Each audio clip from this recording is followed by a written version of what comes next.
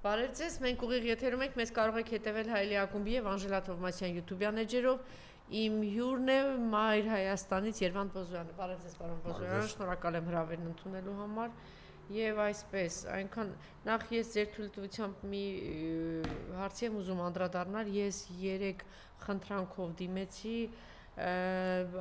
արցախցիերին զանգարել, ծայրահեղ ծանր վիճակում է կինը, ես այդ ընտանիքին ճանաչում եմ, որտեղ այն շրջափակման ժամանակ էլ իրենք կարողացել էին Կարմիր խաչով տեղափոխել այստեղ, պիտի վիրահատություն անեին, չգիտեմ ինչի այդ վիրահատությունը չարեցին, հետո ձգձգեցին, հիմա այսպես ծայրահեղ վիճակում է, կյանքի մահի կռիվ է տալիս եւ խնդրել էր ինձ որ դիմե, ես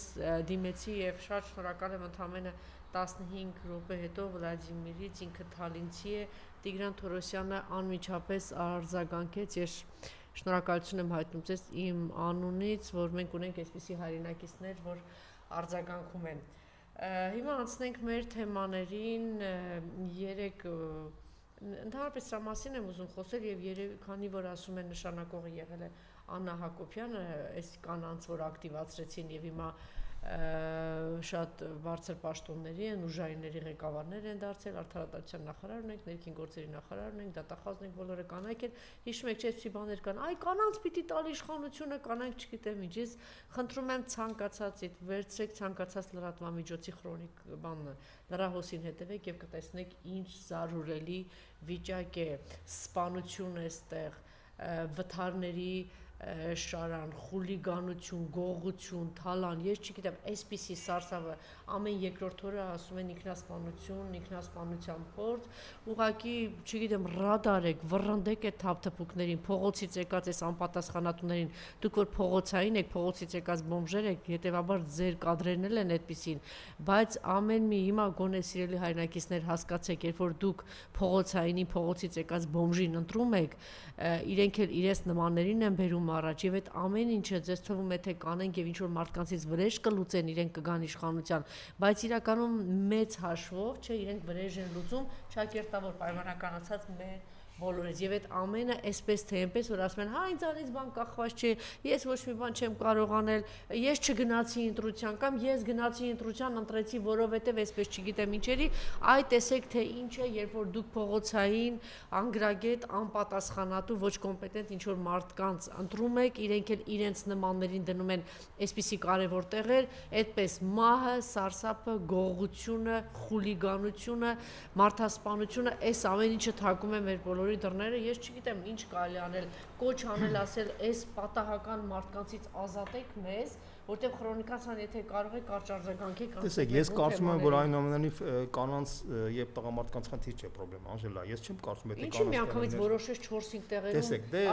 ես ասեմ, եթե կանանց տեղ լինեն տղամարդիկ, ապա դրանից իրավիճակը չի փոխվի։ Հետո ես նաեւ չեմ ասի, որ բոլորը պրոֆեսիոնալ չեն, բան եւ այլն, ես այդ գնահատականը չունեմ։ Դատողություններ պիտի անել իրենց աշխատանքից եւ իրենց ներկայացրած թվերից։ Տեսեք, ես ուրիշ բան եմ ասում։ Իրենց թվերը ներկայացնելով հանցագործությունը քառապատկվել է Հայաստանում։ Տեսեք, ես արդյունքը հետեւյալ ձևակերպում տամ, հա։ Սա գալիս է ոչ թե կադրերից, այլ սա գալիս է ընդհանուր մակրո քաղաքականությունից, որը վարվում է երկրում։ Օրինակ, երբ որ ազգային ժողովի նախագահը հայտարարում է, որ ըստ էության նարկո բանը թմրամիջոցի դեմ պայքարը պետք է որոշակի մարիխուանայի լեգալիզացիայի process տարվի եւ դա այն ժամանակ երբ որ Հայաստանում ընդհանրապես նարկո բիզնեսը երբևիցե այդքան զարգացած չի եղել ինչպես որ հիմա, ապա ինչ կապ ունի այստեղ կադրերը։ Այստեղ խնդիրը ընդհանուր քաղաքականությունն է։ Եթե դուք գիտեք, ստեցան ամբողջ աշխարհում միջազգային կառույցները միշտ խրախուսել են թմրամիջոցների դեմ պայքարի թույլատումը, լեգալիզացիան, ասենք փոքր թույլ նարկոտիկների դեմ նարկոտիկների լեգալիզացիայի խնդիրը։ Մինչդեռ ես ասեմ ձեզ, Հայաստանը երբևիցե խորհրդային միության ժամանակ Վրաստանից էապես տարբերվել է։ Վրաստանը միշտ ուժ եղել է նարկոտիկների գործոնը, Հայաստանում երբևիցե այդպիսի գործոն չի եղել։ Իհարկե կային նարկոմաններ եղել են, բայց երբևիցե դա գործոն ֆակտոր չի եղել Հայաստանի, իսկ այսօր լուրջ ֆակտոր է դարձել։ Այդ ֆակտորը ես պայմանավորում եմ նրանով, որ այսօրվա իշխանությունները իրենց վարած քաղաքականության մեջ իրանք տանում են այսպես կոչված լիբերալ քաղաքականություն։ Այդ լիբերալ քաղաքականության արդյունքն է, այստեղ ոչ թե մարդը գնում է մեկին սպանում է, հա, գնում է գողություն է անում, հասկացանք այդ վրադերների կապված։ Վաղը մյուսները նշանակեն ձեզ կամ ինձ, մենք ոչինչ չենք կարող անել այդ հարցերը, որովհետև մեզանից կախված չի դա։ Իրանց քաղաքականության արդյունքում է, եթե դու Պարոն Փոզյան, քառապատկելա ոստիկանների թիվը։ Դուք տեսեք թե ինչ է կատարվում փողոցում, ել չեմ ասում վթարները, ով ոնց ինչ գրողից ինչով են զբաղված այս ոստիկանները։ Այս ահռելի գումարները ուր է գնում։ Քննիչների աշխատավարձը դարձել է 800.000, հա, լավ է արել։ Չնայած այս խայտարակ այս թոշակառուների ֆոնին։ Ինչ է դրա արդյունքը ո՞րն է։ Հանցագործությունն էլ իրենք ներկայացնում են, որ քառապատկելը Հայաստանի Հանրապետությունում ես մի բան ասեմ, ես կարծում եմ, որ երբ որ իշխանությունը արդեն հասարակական լեգիտիմությունը կորցնում է, ամենտեղ բարդակի, հա, բարդակ է դառնում եւ մարդկանց թվում օրինակ եմ ասում քննիչների կամ դատախազների աշխատավարձների բարձրացումը ես էլ եմ կողմ, ասեմ ձեզ իմանաք, անկեղծ ինչ։ Այնքանով է կողմ, որ թոշակառուների աշխատավարձը որ պիտի թոշակառուների գումարը որ պիտի 1000 դրամով բարձրացնել, ասես չունենք։ Ես համաձայն եմ, որ թոշակներինը պիտի բարձրացնել, հարցը ուրիշ բանի մեջ է, ընդհանրապես պրակտիկան ցույց է տալիս, որ երբ որ դու ուժային կառույցների, դա բանակի, ներքին գործերի համակարգի, դատախազության, քննչական համակարգի աշխատավարձները որ բարձրացնում ես, ֆոնային կոռուպցիան է թույլատնում, կոռուպցիան է ավելի նվազում, դա համաշխարհային պրակտիկայի արդյունքներ են ցույց տալիս սա։ Այլ խնդիր է, որ այս իշխանությունը ինքը արդեն կորցրել է իր զարգացման ուղենիշը։ Կորցրել է արդեն, ինքը երբ որ իր մակրո զարգացումը դարձել է անորոշ, երբ որ մարդիկ արդեն կորցրել են վստահություն իրենց հանդեպ տնտեսական քաղաքականության հանդեպ, սոցիալական քաղաքականության հանդեպ, հոգեբանական այս իշխանության դեմքերը արդեն հոգնեցել են մարդկանց, տրամաբանական ցանկացած բացասական մարդկանց մոտ առաջնակալից փտած վիճակ է, իհարկե։ Այդ փտածությունը բերում է նրան, որ մարդուն թվում է, թե դրա պատճառով այս ժեկի պետն է, կամ այս վարչության պետն է, կամ այս նախարարն է։ Իրականում դա չի։ Իրականում այս իշխանությունը իր առաքելությունը ավարտել է արդեն։ Ավարտել է եւ բոլորը հասկանում են ավարտել է, եւ բոլորն էլ հասկանում են, որ սա գնալու է, պարզապես հիմա քննում են, թե դիսկուսիան գնում է, թե ոնց պետք է գնա։ Այսինքն այս է դիսկուսիան։ Սովետական միության ժամանակ էր Բրեժնևյանի մանկության տարիների հետ է համակրում, բայց այս բաներում կար էլի, որ դա ճգնաժամ է, գլորում է եւ ասում էին բան տեղից էլ մի հատ Չեռնենկո բերեցին, մեռած տեղից գլորում է, Անդրոպով բերեցին, չնայած ինքը փորձեցին ռեֆորմ մեռած տեղից էս գլորում է։ Նույնը Բրեժնևի ժամանակ Չեռնենկո։ Հա, չէ, դե հիմա գիտեք ինչ, այն մեծ երկիր էր, սա փոքր երկիր է։ Փոքր երկիրը այդպես ռեսուրսներ չունի անգամներով երկարաձգվի, բայց նույնիսկ Բրեժնևյան ժամանակահատվածու վերջի փուլում, որ արդեն սա հոգնել էին արդեն Չեռնենկոն, չէ, շատ արագ ինքը փոխվեց։ Նույնիսկ մեծ սովետականության պարագայում Գորբաչովը եկավ, արագ փոխեց։ Ես չեմ ուզում գնահատեմ լավ էր թե վատ էր, բայց մի կողմում արագ փոխվեց, այսինքն ինչ եմ ուզում, հա, արագ կործանվեց, դե ռեֆորմները չգնաց, կործանվեց։ Ինչ եմ ուզում ասեմ, այստեղ, այսինքն, ասենց ասեմ, այսօրվա կիսա Բրեժնևյան, կիսա Ստալինյան այս համակարգը, որ Հայաստանում հաստատված է, ինքը մեծ հաշվով արդեն ինքը սպառել է իրան։ Քանի որ սպառել է ինքը չի կարող արդեն տնտեսական զարգացման արդյունք ցույց տա, սոցիալական արդարություն լինի, ասենք, այն ինչ որ սրանք խոսում էին օլիգարխների դեմ պայքար, մեկ էլ համալիրում հարսանիք են անում, ասենք իրանց օլիգարխը։ Ես չեմ ուզում, չեմ լսել, բայց արդեն հետաքրքիր չի թե ինչ պետք է ասի, բայց ինչ պետք է ասի, որ այդ մարդիկ տարիներ անգամ պայքարում էին իբր թե օլիգարխների դեմ, այսօրվա դրությամբ իրենց այդ օլիգարխը, որը հարսանիք է կազմակերպել, ասեմ, բանը այն շրջանառությունը, որ ինքը ունի, իր տարվա շրջանառությունը մինչև 10 միլիարդ դոլարի է հասնում։ Ո՞ւր շրջանառությունը։ Այդ օլիգարխի։ Նման տիպի մասին է։ Սա այս օլիգարխի մասին չի խոսքի, Վիվարոյի մասին է խոսքը։ Ինչքանի է ասեմ, այս օլիգարխը Վիվարոյի համեմատած մանր արևածաղիկ է, ասես ձևակերպենք, իհարկե, որովհետև նրա շրջանառությունը այդ բանը շաումով խաղերի բաների այս միլիարդերները խաղատն բաները չէ եթե դուք լուրջ անալիզ անեք բանալի ապա կտեսնեք որ դոլարային միլիարդատեր է սա ամենամոտ ընկերն է այս իշխանությունը Նիկոլի օլիգարխը այո գիտեք չէ ամենաշատ ընկնավորվում են Նիկոլենք այս թեմայով իրանց օլիգարխների թեմայից որովհետև իրանք եկել են իշխանության իբր օլիգարխների դեմ պայքարի եկել սեփական օլիգարխների եւ իրանք սեփական օլիգարխներ են ստեղծել Գիտեք չէ ամեն ինչ ունեն ասում են, այսպես աստղաբաշխական, չգիտեմ, անգամ ասում են այնտեղ թմրադեղերի բաներ, մենք միշտ հիշացնում ենք սկսած 2018 թվականից, երբ որ իրանք հայտարարում էին ժողովուրդն էլ հավատում էր, մենք ասում ենք Այն մարդիկ, ովքեր որ խոսում են, գալու են ձեր օլիգարխներից, նախկիններից փողերը բաժանելու են ձեզ ենք տալու, մենք միշտ ասում ենք, որ դա խաբեություն է, որովհետև դեզման բնության մեջ չի եղել, համաշխարհային պատմության մեջ չի եղել նման դեպք, երբ որ նախկիններից փողը վերցնեն, բաժանեն ժողովրդին։ Այլ եղել է հետևյալը, եղել է խնդրեմ, որ նախկինները լեգիտիմ չէին, այդ նախկինների փողը ոնց անեն, որ լեգիտիմացնեն process-ի մեջ, օրինակ Հարավային Կորեայի փորձը կա, տարբեր երկրների փորձ կա, որ այդ տիպի խնդիրներ եղել է, բայց երբևիցե չի եղել, որ ուղղակի վերցնեն բաժանեն ժողովրդին։ Եթե դու ասում ես պետքա վերցնենք բաժանենք ժողովրդին, միակ տարբերակը որ դա եղել է կոմունիստներն են արել, բայց իրանք ինչ են արել, իրանք ընդհանրապես սեփականությունն են վերացրել։ Այդ սեփականության վերացման արդյունքում դա կատարվել է, բայց կյանքը ցույց տվեց, որ սեփականության վերացումով կոմունիստական համակարգ սարքելով դու երկիրը չես կարող զարգացնել, մարդիկ չեն կարող բարգավաճեն եւ այլն։ Այսինքն այս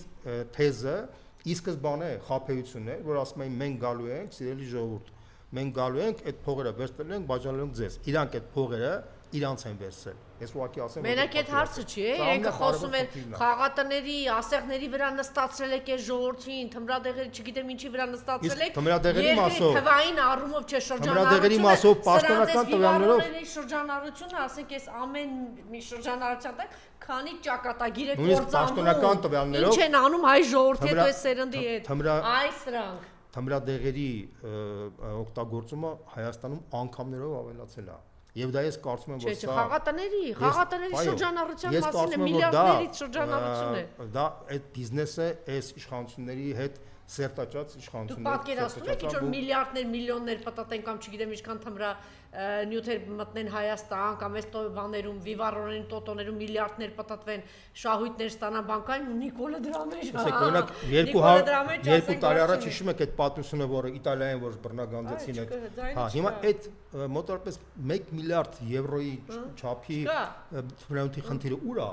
Դուք պատկերացնում եք մարդը կարողանա ասենք առանց իշխանության դաբրոյի կարողանալ թեկուզ 1 միլիոն դոլարի թմրանյութ մտցնի Հայաստան։ Դա հնարավոր չի։ Դա բացառված է։ Հիմա այդ Նիկոլի ընտրողները պատկերացնում են, որ մի 5-6 տարի հետո մեկ էսենց աստղաբաշխական տվերով Նիկոլը Աննան ու իրանց օլիգարխները, այս Նիկոլի օլիգարխները, Անայի օլիգարխները, միլիարդների մեջ։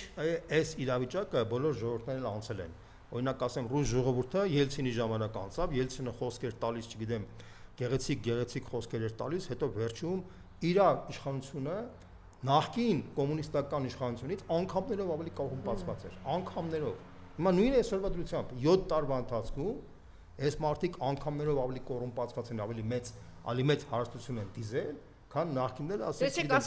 չէ, լեգենդներ էր Հովիկ Աբրահամյանը Էսրոնյանը, բայց հետո ասեցին այդ մարդը գումար չունի, ստիպված տունն են խլել։ Դուք հասկանում եք այսով են, ասենք հողն են խլում, տարածքն են խլում, սա է խլում, ունես, այն իրանց բանով ասած, այնտեղ դրած ունես, այսքան միլիոն չէ, չունես, ասենք դե Սամվել Ալեքսանյանը ասենք ուներ այնց կողքը դրած մի 50 միլիոն, ասում է բեր, այն մեկին ասում է, եւ մենք ասենք ինչի չենք պնդում դա, էլի, ուր է։ Հիմա երեք ինձ ուղարկել էին, պարոն Ոսյան, ես այս խնդիրը հեսա բացվելու է, այս խնդիրը ընդհանրապես այս իշխանությունները նախկինների հետ մի մասի հետ կիսվեցին, մի մասի հետ չկարողացան կիսվել, մի մասի հետ բան, այդ ամեն ինչը բաժիրել է սա դուրս գալու։ Ես այս ամբողջ այս թալանը, այս խաբեությունը, ըստեյության հասարակությունը տեսնելու է եւ օշոկի մեջ է հայտնվելու, թե այս մարդիկ ինչ օպերացիաներ են արել նախկինում։ Օրինակ եմ ասում, ես օրինակ եմ ասում, օպերացիան ասեմ։ Դիցուկ ասենք նախկին ունի 100 օբյեկտ, չէ՞։ Այդ 100 օբյեկտից ասենք 80-ը ինքը լեգալիզացնում են, փողը վերցնում են տակից գաղտնի, այն 20-ը վերցնում են, որի պրտե 20-ի հետ կապված խնդրեմ կա, տանում են դատարաններ, բաներ, տպարությունա թողնում, որ այս իշխանությունը պայքարում է նախկինի հետ։ Բայց միջև ոնց որ մամուլը գրածա մի 20-30 միլիոն դոլար վերցրած են լինում։ Նախկինը հերոսաբար պայքարում է 20 իրավանի հետ, բայց 80-ը արդեն ինքը սեփականացրել է, արդեն անցկացրել է։ Այսինքն ուզում ասեմ, այս իշխանության ամբողջ խաբեությունը իշխանապողությունից հետո բացվելու է եւ մարդիկ տեսեք իրեն գրել էին Գագիկ Խաչատրյանի փոխկապակցած գործով հոգուտ բռնագանձվել ավելի քան 2 միլիարդ դրամ։ Գնում ենք այս մամուլից երեք խնդրել էի, ինձ ուղարկեցին։ Ահա, Գագիկ Բեգլարյանը փակում է պետության պատճառած 24 միլիարդ դրամի վնասը։ Ահա, շարունակում ենք։ Գագիկ Բեգլարյանը 230 միլիոն դրամի ենթադրյալ վնասը փոխանցել է, ահա, պետությանը։ Հետո գալիս են քրեական գործով Գագիկ Խաչատրյանի եւ Սերգո Կարապետյան մեղադրանքի առաջադրվել պետությանը պատճառած վնասը գնահատվում է մոտ միլիարդ դրամ, որի մեծ մասն արդեն վերականգնվել է։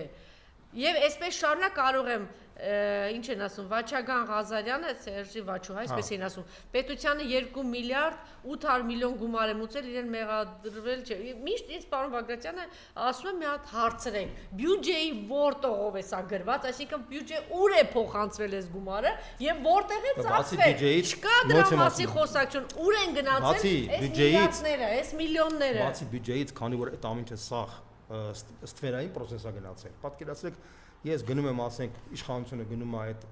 նախկին իշխանության, որը մեծ փողեր ունի արդեն, պայմանավորվում է այս գումար 80%-ը գումարի պայմանական։ Ինքը ասում է, ես քեզ մոռացնում եմ դրա մասին, 20-ի հետ գնում ենք արտաքուստ թատրոն ենք սարքում, որ մենք իրար պայքարում ենք, ես քեզ քֆրտելու եմ, դու ինձ քֆրտելու ես, ես ասելու եմ, որ դու հանցագործ, դու ասելու ես, թե դու սրիկա ես, բայց մենք արդեն պայմանավորվում ենք այդ 80-ի հետ եւ իմիտացիան գնում է, որ մենք իրար հետ կռվում ենք, բայց մենք արդեն պայմանավորվել ենք։ Այդ տակից արդեն պայմանավորվել ենք, ես կան միլիոնը տալիս եմ, սա կիսում ենք, սա անում ենք, մի երկու հատ է գործ թողնում ենք, որ այն աչքերը փակեն, ասեն, տեսա Հայլուրը ինչ ասեց, Հմեկը ինչ ասեց, այսքան միլիարդ, տեսակ սա, այ հարիֆներ, այ խեղճ ու կրակիմ հայ ժողովուրդ։ Այս ժուլիկությունը ամբողջ աշխարհում հետամնաց երկրներում իրականացվել է։ Հետամնաց երկրներում սա ասեցի մենք հետամնաց երկիր դարձանք, որտեվ մենք մտածում ենք, թե մենք այնուամենայնիվ որ ժողովուրդը, քանի որ խորհրդային ժամանակ բարձրագույն կրթությունը մեծ մասներ ավարտել բան, բայց պարզվեց, որ քաղաքացիական գիտակցության իմաստով մենք շատ թույլ ժողովուրդ, այսինքն խորհրդային ժամանակ մենք բարձր գիտակցություն ունեինք, որտեվ Ղարաբաղյան շարժում եղավ, հիշում եք, խորհրդային Հայաստանի քաղաքացին քաղաքացիական արժեքները ավելի բարձր էր, քան անկախ Հայաստանի քաղաքացին։ Խորհրդային Հայաստանի քաղաքացին։ Չէ, դեպքում չեք ասում էլիտան։ Ուրիշ ժամանակ ասում եք բան, չէ, մենք ունենք որտեվ այդպեսի էլիտա, որ կարողացավ իր հետևից տանել, բայց ժողովուրդը կներեք, ժողովուրդը սովետական միջունում կրթություն կար, բայց սովետական Հայաստանում կար ժողովուրդ եւ ձևավորվեց նոր էլիտա։ Այդ էլիտան խորհրդային էլիտան էր եւ կարողացավ ձևավորվել Ղարաբաղյան շարժում։ Ղարաբաղյան շարժում եղավ, Ղարաբաղյան շարժման արդյունքում մենք ստեղծեցինք պետականություն, մենք ունեցանք Ղարաբաղում պատերազմում հաղթանակ։ Դա դրա այդ սերնդի հաջողությունն էր։ Համաձայն եք սրա հետ։ Հետո մենք 30 տարի կառուցեցինք այսպես կոչված անկախ Հայաստանի սերունդ, այս անկախ Հայաստանի սերունդը, արդեն անկախ Հայաստանի սերունդը եկավ եւ մեզ քարոզում է, որ պետք է մենք լեգալիզացնենք մարիխուանան։ Այս անկախ Հայաստանի սերունդը ոչնչացրեց մեր հաղթանակները Ղարաբաղի։ Այս անկախ Հայաստանի սերունդը։ Չէ, նաեւ այդպես դուք ինչեք այդպես միանշանակ ասում։ Հիմա ասենք այս թափոնն է սերնդի, աղբն է, գարշանքն է այս սերնդի։ Թշնամին բանով գտելա տականքին է գտել այս ազգի։ Այս ազգի տականքն է, ասա, ինչի մասին է։ Հիմա որ ես մատերի վրա հաշվենք, մի 100 հոգի մարդ են, էլի, իրանք ինչ են։ Իրանց նշանակած մարդիկ, որ բոմժությունից է, ասենք այս մարդիկ բանից, ասում մի հատ տգետ քնիչ է եղել, հիմա ասենք այս քնիչին գտել են, չգիտեմ ինչ որ հարմար կազմել դարձել են միլիարդեր։ Երբ որ դուք, եթե դու ասենք, օրինակ տենց տեսակետ կա, որ այս մարդիկն էս տենց մի հատ չնչին քիչ մարդիկ են մնացած, եթե տենց լիներ, այս մարդիկ շուտվանից արդեն իշխանության չէին լինի։ Ի վերջո բնության օրենքներ կան։ Բայց մի մոռացեք, որ թշնամին 30 տարի ոնց է մեր երկրում աշխատել, ինչ քարոզ է տարել, միլիարդավոր փողեր են ծախսել, լրատվամիջոցներ են գնել, մարդկանց են գնել, այնպես չէ, հարցակման տակ է եղել այս երկիրը։ Այս թշնամին բոլոր տեղերում էլ աշխատել է։ Դե բոլոր տեղերում աշխատում է, դե դրա համար Ռուսաստանում հաջողեց, Վրաստանում հաջողեց, Մոլդովայում հաջողեց, Ուկրաինայում հաջողեց, որտեղ չի հաջողել։ Մեծ բարձրան երկրներում ընդհանրապես հաջողել է, մի հատ տեսեք ինչ արտագաղթ է, ինչա տնտեսությունը ավիրված ինչա կատարել։ Բայց ասեք օրինակ հիմա օրինակ Ադրբեջանում չհաջողվեց, մեր մոտ հաջողվեց։ Դե դեռ հայտնի չի Ադրբեջանում հիմա։ Դե հիմա չի հաջողվել, չգիտեք, վաղ ինչ կնի։ Վրաստանում էլ ավելի շուտ էր հաջողել, Ռուսաստանում շատ ավելի շուտ էր հաջողել։ Ռուսաստանը կարող եք ասեք այդ ժողովուրդը պետականության գիտակցություն չունի, բարձր, տեսեք հələ ինչ երկիր է, ոնց փլուզվեց ինչը դիմացա։ Հա, ճիշտ եք ասում, դա էլ կար, իսկապես այն ինչ որ կատարվեց Ելցինի կառավարման։ Այսինքն հարցակման տակ ենք մենք հիմա մի 2 միլիոն ժողովուրդ հələ տեսեք քանի միլիոն թուրքերը ընդեղից են տանում են, այս կանանց տանում են, երեք մի հատ կին է խոսում, ասում է շատ լավ է այնտեղ ապրել եմ, թուրքը հայց լավ է, սենց է, բայց մցրել են չէ դրա ուղեղը։ Աշխատել են, բան ասեմ, եթե մենք հիմա ընդունենք այն գաղափարը, որ մեր ժողովուրդը սենց Ես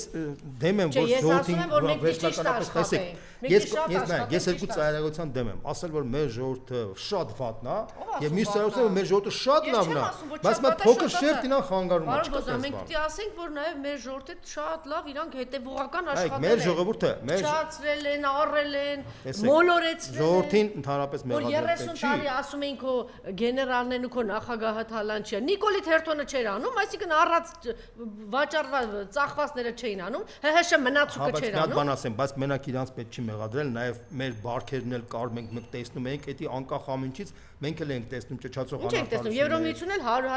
$100,000 այս գրանտ էր տալիս սրան նրանք գրանտ էր տալի ասում են մենակ բանակի դեմ կգնաք խոսեք չգիտեմ ինչի դեմ ճշմարտության մի մասն է բայց մյուս մասը կանում են բանում որ տենց չի որ մենք ունեցել ենք բյուրեղյա իշխանություն ոչ միտեղ բյուրեղյա իշխանություն չկա դե բայ եմ ասում ոչ միտեղ բյուրեղյա իշխանություն չկա մոլորակի վրա ճշմարտությունը օբյեկտիվ գնահատենք որպեսզի կարողանանք հասկանանք թե ոնց կարանք փոխենք այս իրավիճակը այսինքն որպեսզի կարողանանք փոխենք ես ուզում եմ այդ ամեն ինչը զարգացնեք խոսեք նաև 2028-ի հետ կապված բայց քանի որ այս թեման Մարիամ այս թեման ուզում էի ավարտեի այս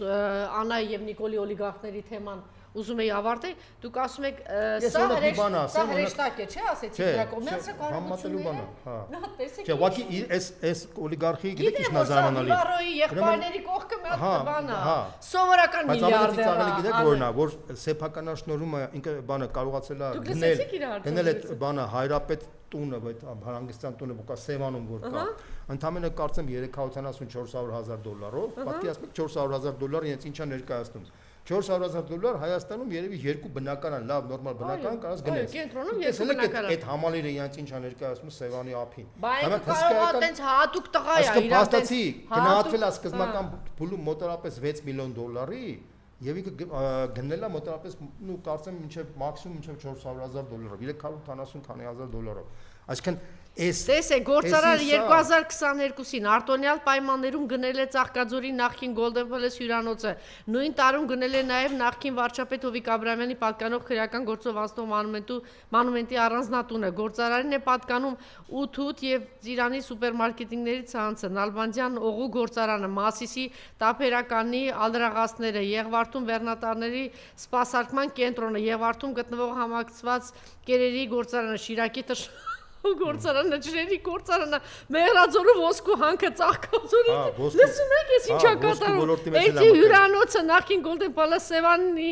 ափին նախկին հայրապետ է ձեր ասածն է հյուրանոցը շաբաթներ առաջ էլ գնել է նոր հաշնի ուրեմն ադամանտի գործարանը այս բանը էլի Իլոն Մասկը մեջ է ասում բայց ոնց ստացվեց որ դուք Հովիկ Աբրահամյանի տունը ասում տեսա հեր ասում նայեցի տեսա ասում անգամից գնացի ինչ եք ասում ինչ եք ասում չէ ես այսքան տարե դրել են այնտեղ իբր մի մասը այդ գործարքը չի բայց ինքը տեղ ապրում է մի ամբողջ ժողովրդի ապուշի տեղ է գնում նախկին իշխանության օլիգարխներն ենք ծաղրում չէ ասենք այնտեղ Լֆիկ Սամո բան չէ փաստորեն Լֆիկ Սամոն սրա թափած ակադեմիկոս է լուրջ բան եմ ասում որտեվ սա ասում նայել եմ ասում ես ինքս նայել եմ տեսել եմ կարդացել եմ տեսել եմ գնացել եմ դիմել եմ ու հաղթել եմ այսինքն ինքը մտածում է Հայաստանում ավելի բարոյական մարդ է Սամվել Ալեքսյանն ասում ես կեղտոտ մարդ եմ սենց մարդ եմ տո լավ եմ անում սրա հետ է լավ եմ նրա հետ է լավ եմ սրան էլ եմ փող տալիս նրան էլ եմ փող տալիս ինչ կա ասում է այս մարդ ասում է ես Սա ուղղակի դեժավյու է, սա բանը դեժավյու չէ, այսպեսի բան չի եղել։ Բանը կոմեդիա է, բայց տրագիկոմեդիա է, ասենց ասեմ ձեզ, էլի, որովհետև եթե դուք հիշում եք Նիկոլ Փաշինյանը 2012 թվականին, երբ որ խորհրդարանական ընտրություններում պայքարում էր Սամվել Ալեքսանյանի դեմ, կարծեմ հայտարարում էր, որ ինքը պայքարում է Օսվենցիմ սարկած այսինքն Օսվենցիմ հետ էր համեմատում Սամվել Ալեքսանյանին, եթե համեմատում ենք Օսվենցիմ հետ, ուրեմն Սամվել Ալեքսանյանը պետք է դոկտոր Մենգելեն լինի, չէ՞։ Հիմա փաստորեն դոկտոր Մենգելեն դառնա Նիկոլ Փաշինյանի մոտիկ ընկերը, օլիգարխը։ Հիմա փաստորեն ստացվում է, որ Նիկոլ Փաշինյանը դոկտոր Մենգելի, այսինքն բանը Օսվենցիմի, այսպես ասած, սեփականատիրոջ ընկերն է դարձել։ Դուք հասկանում եք, այս ցինիզմն ու փարիսեությունը սրա հետ ասենք այն 10%-ը որ հիմա նույնիսկ էլի Նիկոլ Փաշինյանն է պաշտպանում անկեղծ ասած ես այդ մարդկանց չեմ կարողանում հասկանալ բայց դա արդեն այլ խնդիր է դա արդեն հոգեբանների խնդիր է որովհետև իսկապես նորմալ մարդը որ ունական անալիզ անելու մտածելու անասունից տարբերվում է ի վերջո որ մտածում է տեսնում է եւ համադրում է այս փաստերը ինքը շոկի մեջ է հայտնվում հասկանում է իրան խաբել են նորմալ է որ մարդը 18 թվականին չհասկանար, հավատար, դա շատ նորմալ է, որովհետև մարդիկ ուզում են այն չարաշահումներից, այն անարդարություններից, այդ իսկապես վատ բարքերից ազատվեին։ Եվ 18 թվականին մարդիկ հավատացել են, բայց երբ որ այդ ամենից հետո արդեն տարիներ շարունակ տեսնում են, որ այս մարդը այսքան խաբում է, եւ նույնիսկ այդ 10% մնացել է, որ havատում է, այդ 10%-ի համար եմ ասում, սա իմ համար ողբերգություն է, տեսեք, ասում է, ինչա զզվացիկ, ինչ եք խոսում, նոր քիչ առաջ ասե, հարսանիք, բա ինչ պետք է լինի ասա, բա պետք է տենց, այդ դու գնացեք եկեղեցիների մասին մտածեք, չուլանացված է, եսի ինչա։ Այս ատելությունը հայկական ամեն ինչի նկատմամբ բացի են, որ 368 միայն եկեղեցու մատուրա հանձնել ինքը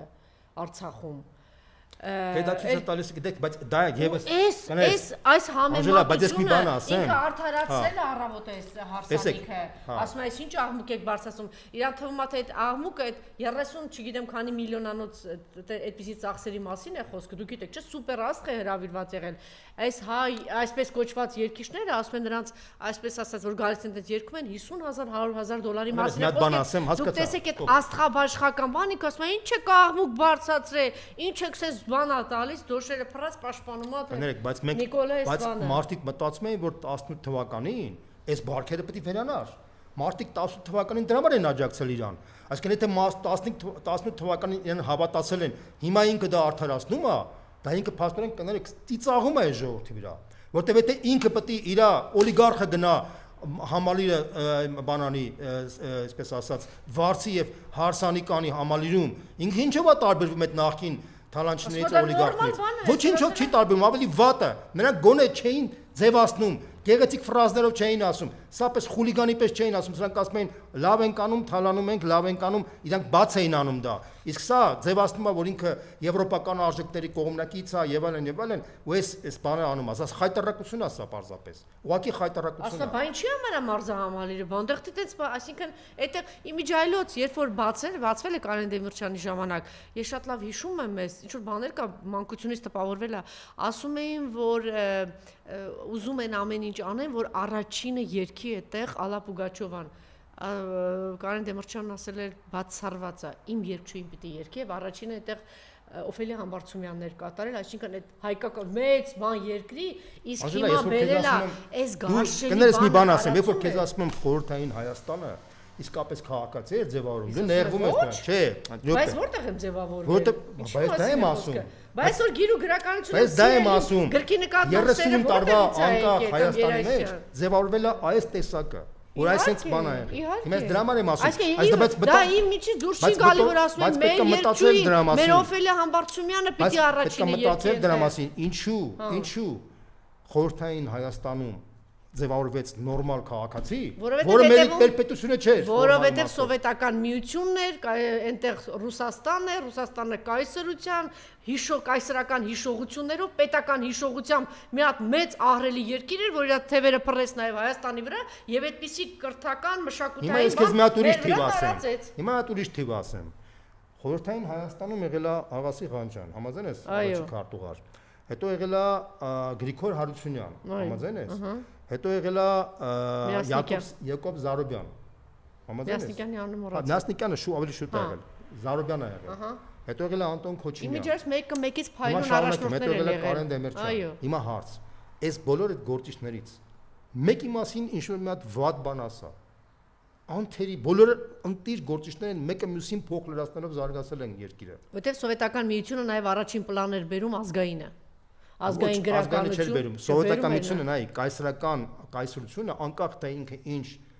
կայսրությունն է եւ ինչքան վատ կոմունիստական համակարգ է, անկախ ամենից։ Կայսրությունը անդր ազգային իդեա, որ փորձում է մտցնի մարդկանց մեջ, որտեվ ի վերջո համամարտկայինը դա նաև ազգային է, չէ՞։ Այդ անդր ազգային գաղափարը, որ փորձում է մտցնի եւ այդ անդր ազգայինը, որ ինքը մի քիչ ավելի վերադարձնում մանր նեղմիտ մտածողությունից, չէ՞։ Տակը դառնում է տես գործիչներ։ Իսկ երբ որ դու բերում ես, սկսում ես ազգի մասին խոսես, ազգային, բայց ազգայինից պարզվում է, որ դու փաստացի քո կոշիկի շնորհքն ավելի կարևոր է, քան ազգի շահը իրականում, բայց խոսում ես ազգի գաղափարի մասին։ Մեկ ուրիշ կարևոր բան։ Սենց ասեմ ձեզ, դա բերում է սրան, երբ որ առաջի քարտուղարները իրանք ունեին վախ Մոսկվայից, դրանք իրանք վախենում են, իրանց մոտ էլ կար կոռուպցիա, բայց այդ կոռուպցիան չափի մեջ էր, որտեղ հանգարց եթե հանգարց կոռուպցիան շատանար, ստեից մի հատ նամակ կգրեին Մոսկվա, Մոսկվան գրեին ասկը պատժեր։ Իսկ անկախ Հայաստանում ոչ մեկ նամակ չէր գրի, ասենք երկրի ղեկավարի վրա, թե ինքը կոռուպցիայի մեջ է, որտեղ Իրան իր վրա վերահսկող չկար։ Դա համար ինքը փաստերում քանի որ չուներ խորհրդային միության այդ կալպակը, ինքը ազատ էր, ինքը ազատությունն էլ դրսևորվում էր ամբողջապես։ Որի արդյունքում այսենց մենք դրսևորում ենք տեսնում ենք սա ինքը հայտարարում է ինչի պետք է համարերում ասենք Հարսանի Չանի իմ ընկերը, չէ՞։ Ինչի է այդպես իրան պատառոտը, որտեվ այդ նաև Դիվարոյի միլիարդները իրենն են։ Որովհետև ասեմ քեզ, որովհետև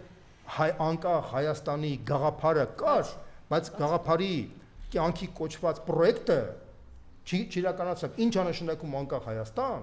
ինչ է յանից ներկայացնում անկախ Հայաստանը բոլոր իմաստներով, կյանքի չկոչվեց, որտեղ այդ իդեան պրոստը իդեա կար վերնախավի մոտ։ Նույն Ղարաբաղյան շարժման մարդը պրոկի իդեա էր, բայց կոնկրետ թե ոնց անեն, որ այդ երկիրը դառնա երկիր հզոր, ուժեղ, բան, այդ պատկերացումները մշիշոտ էին։ Իրանք ոտի վրա սովորում էին եւ օրվա կուրսով էին սովորում այդ ամեն ինչը։ Դրա համար մենք sense վիճակի մեջ այդպես։ Նաև սա խոսում է բարոյական մեծ անկման մասին, երբ որ քո երկիրը այս թոշակառուները սովի մատնված Արցախահայության է սարսափելի վիճակը, բոմժ, դու արդեն էսա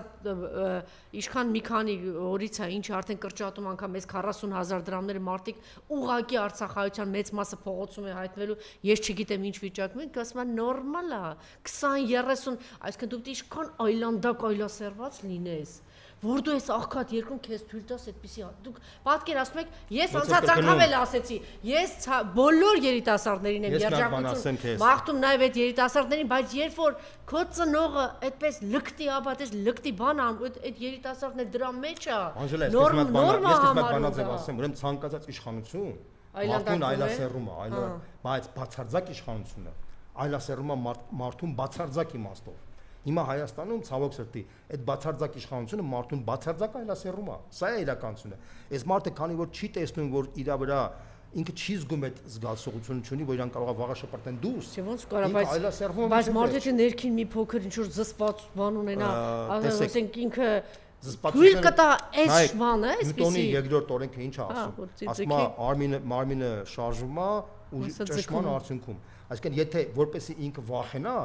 հասարակության մեջ պետք է լինի ուժ, որ ճնշի իրան, ինքը ուժից ինքը վախենա։ Այդ ուժը քանի որ չկա, ինքը չի վախենում։ Սա է իրականությունը։ Այսինքն ուժի ինչի չկա։ Ինչի պաշտպանես Նիկոլա այսպես եւ ինչի այդպես սրբապիղծ օրինակներ բերում։ Բայց ձեր եկեղեցիները ինչ բառացած եկեղեցին է, շատ պարզ։ Այդ իր անկերն է, ճուլանացված եկեղեցիները։ Իր անկերն է, ինքը թե պրոստը բան են, Անժելա ջան, իրանք արդեն իրանք գիտեն թե իրանք ոնց են բաժանում այդ փողերը, բայց հարցը դրա մեջ չի։ Այս երկիրը դառնա ընկերապետություն։ Ինքը ընկերապետությունն է բոլոր իմաստներով։ Ինքը նենց ընկալում մարդ հասարակ մարդը մտածում է, եթե ասենք Անժելան գա իշխանության, Անժելայի անկերներին է բերելու։ Տենց է մտածողությունը։ Հասկանում ես, նույնպես եմ կրկնում, այս երկիրը չունի ուղենիշ թե ինքը որ բանը կոորդինատների մեջ պետք է զարգանա։ Այդ բանից չդրեցին։ Եթե քո երկրում ասենք գեղարվեստական ֆիլմեր չծնվեց Ղարաբաղյան պատերազմի հաղթանակի մասին, եթե դոկումենտալ ֆիլմեր չծնվեց Ղարաբաղյան պատերազմի մասին։ Գիտեք, չէ, պարոն Բոզանից վերջերս կարդացի։ Երբ որ համաշխարհային պատերազմը սկսում է հարձակվում են արդեն Ռուսաստանի վրա, առաջին բանը գիտեք ինչ է անում Ստալինը, ասում է անմիջապես հավաքեք բոլոր գրողների միությունում, անմիջապես հավաքեք բոլոր կոմպոզիտորներին, հիմա պիտի ստեղծվի այսպիսի բանաստեղծություններ, այսպիսի Հայաստանը, մենք նայ տեսեք, մի հատ բան ասեմ, Հայաստանը մենք հիմա հպարտանում ենք Սարդարապատով, համաձայն ես։ Հիմա գանք Սարդարապատի թեմային, եւ երեք ինչեր է ինքը ասել, ես չգիտեմ։ Տեսեք, ինձ հետաքրքիր չի ինքը ինչ ասել։ Ես մարդը ասեց խորհրդային միության գոյության գրեթե ողջ ընթացքում առաջին հանրապետության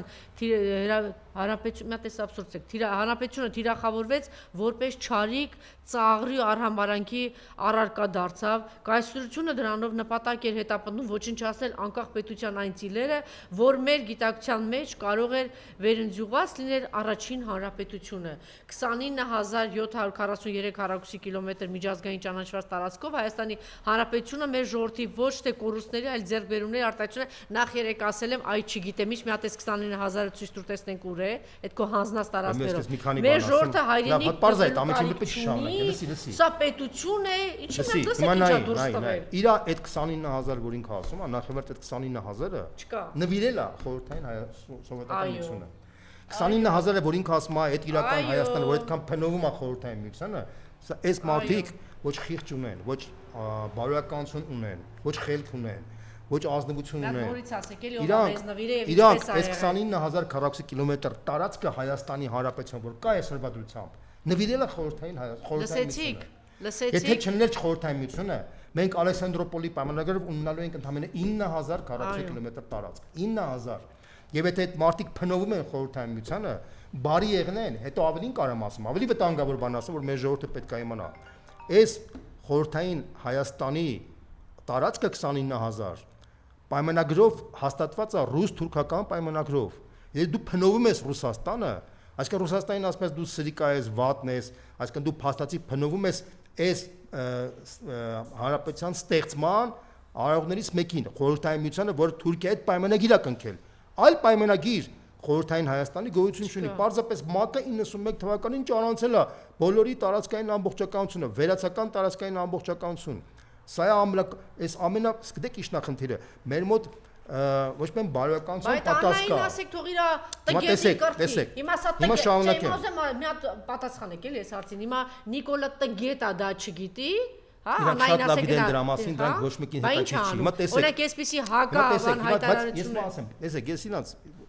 հիմա սա իրանց մեղադրում են։ Ես հիմա ուրիշ բան եմ ասում։ Ինչի է այտենց առաջացել սենց իրավիճակ, որտեղ մեր ժողովուրդը համատարած խորը սավոք սրտեն ողբերգական վիճակ եմ ասում քեզ համատարած անգրագիտության մեջ է ինչի օրինակ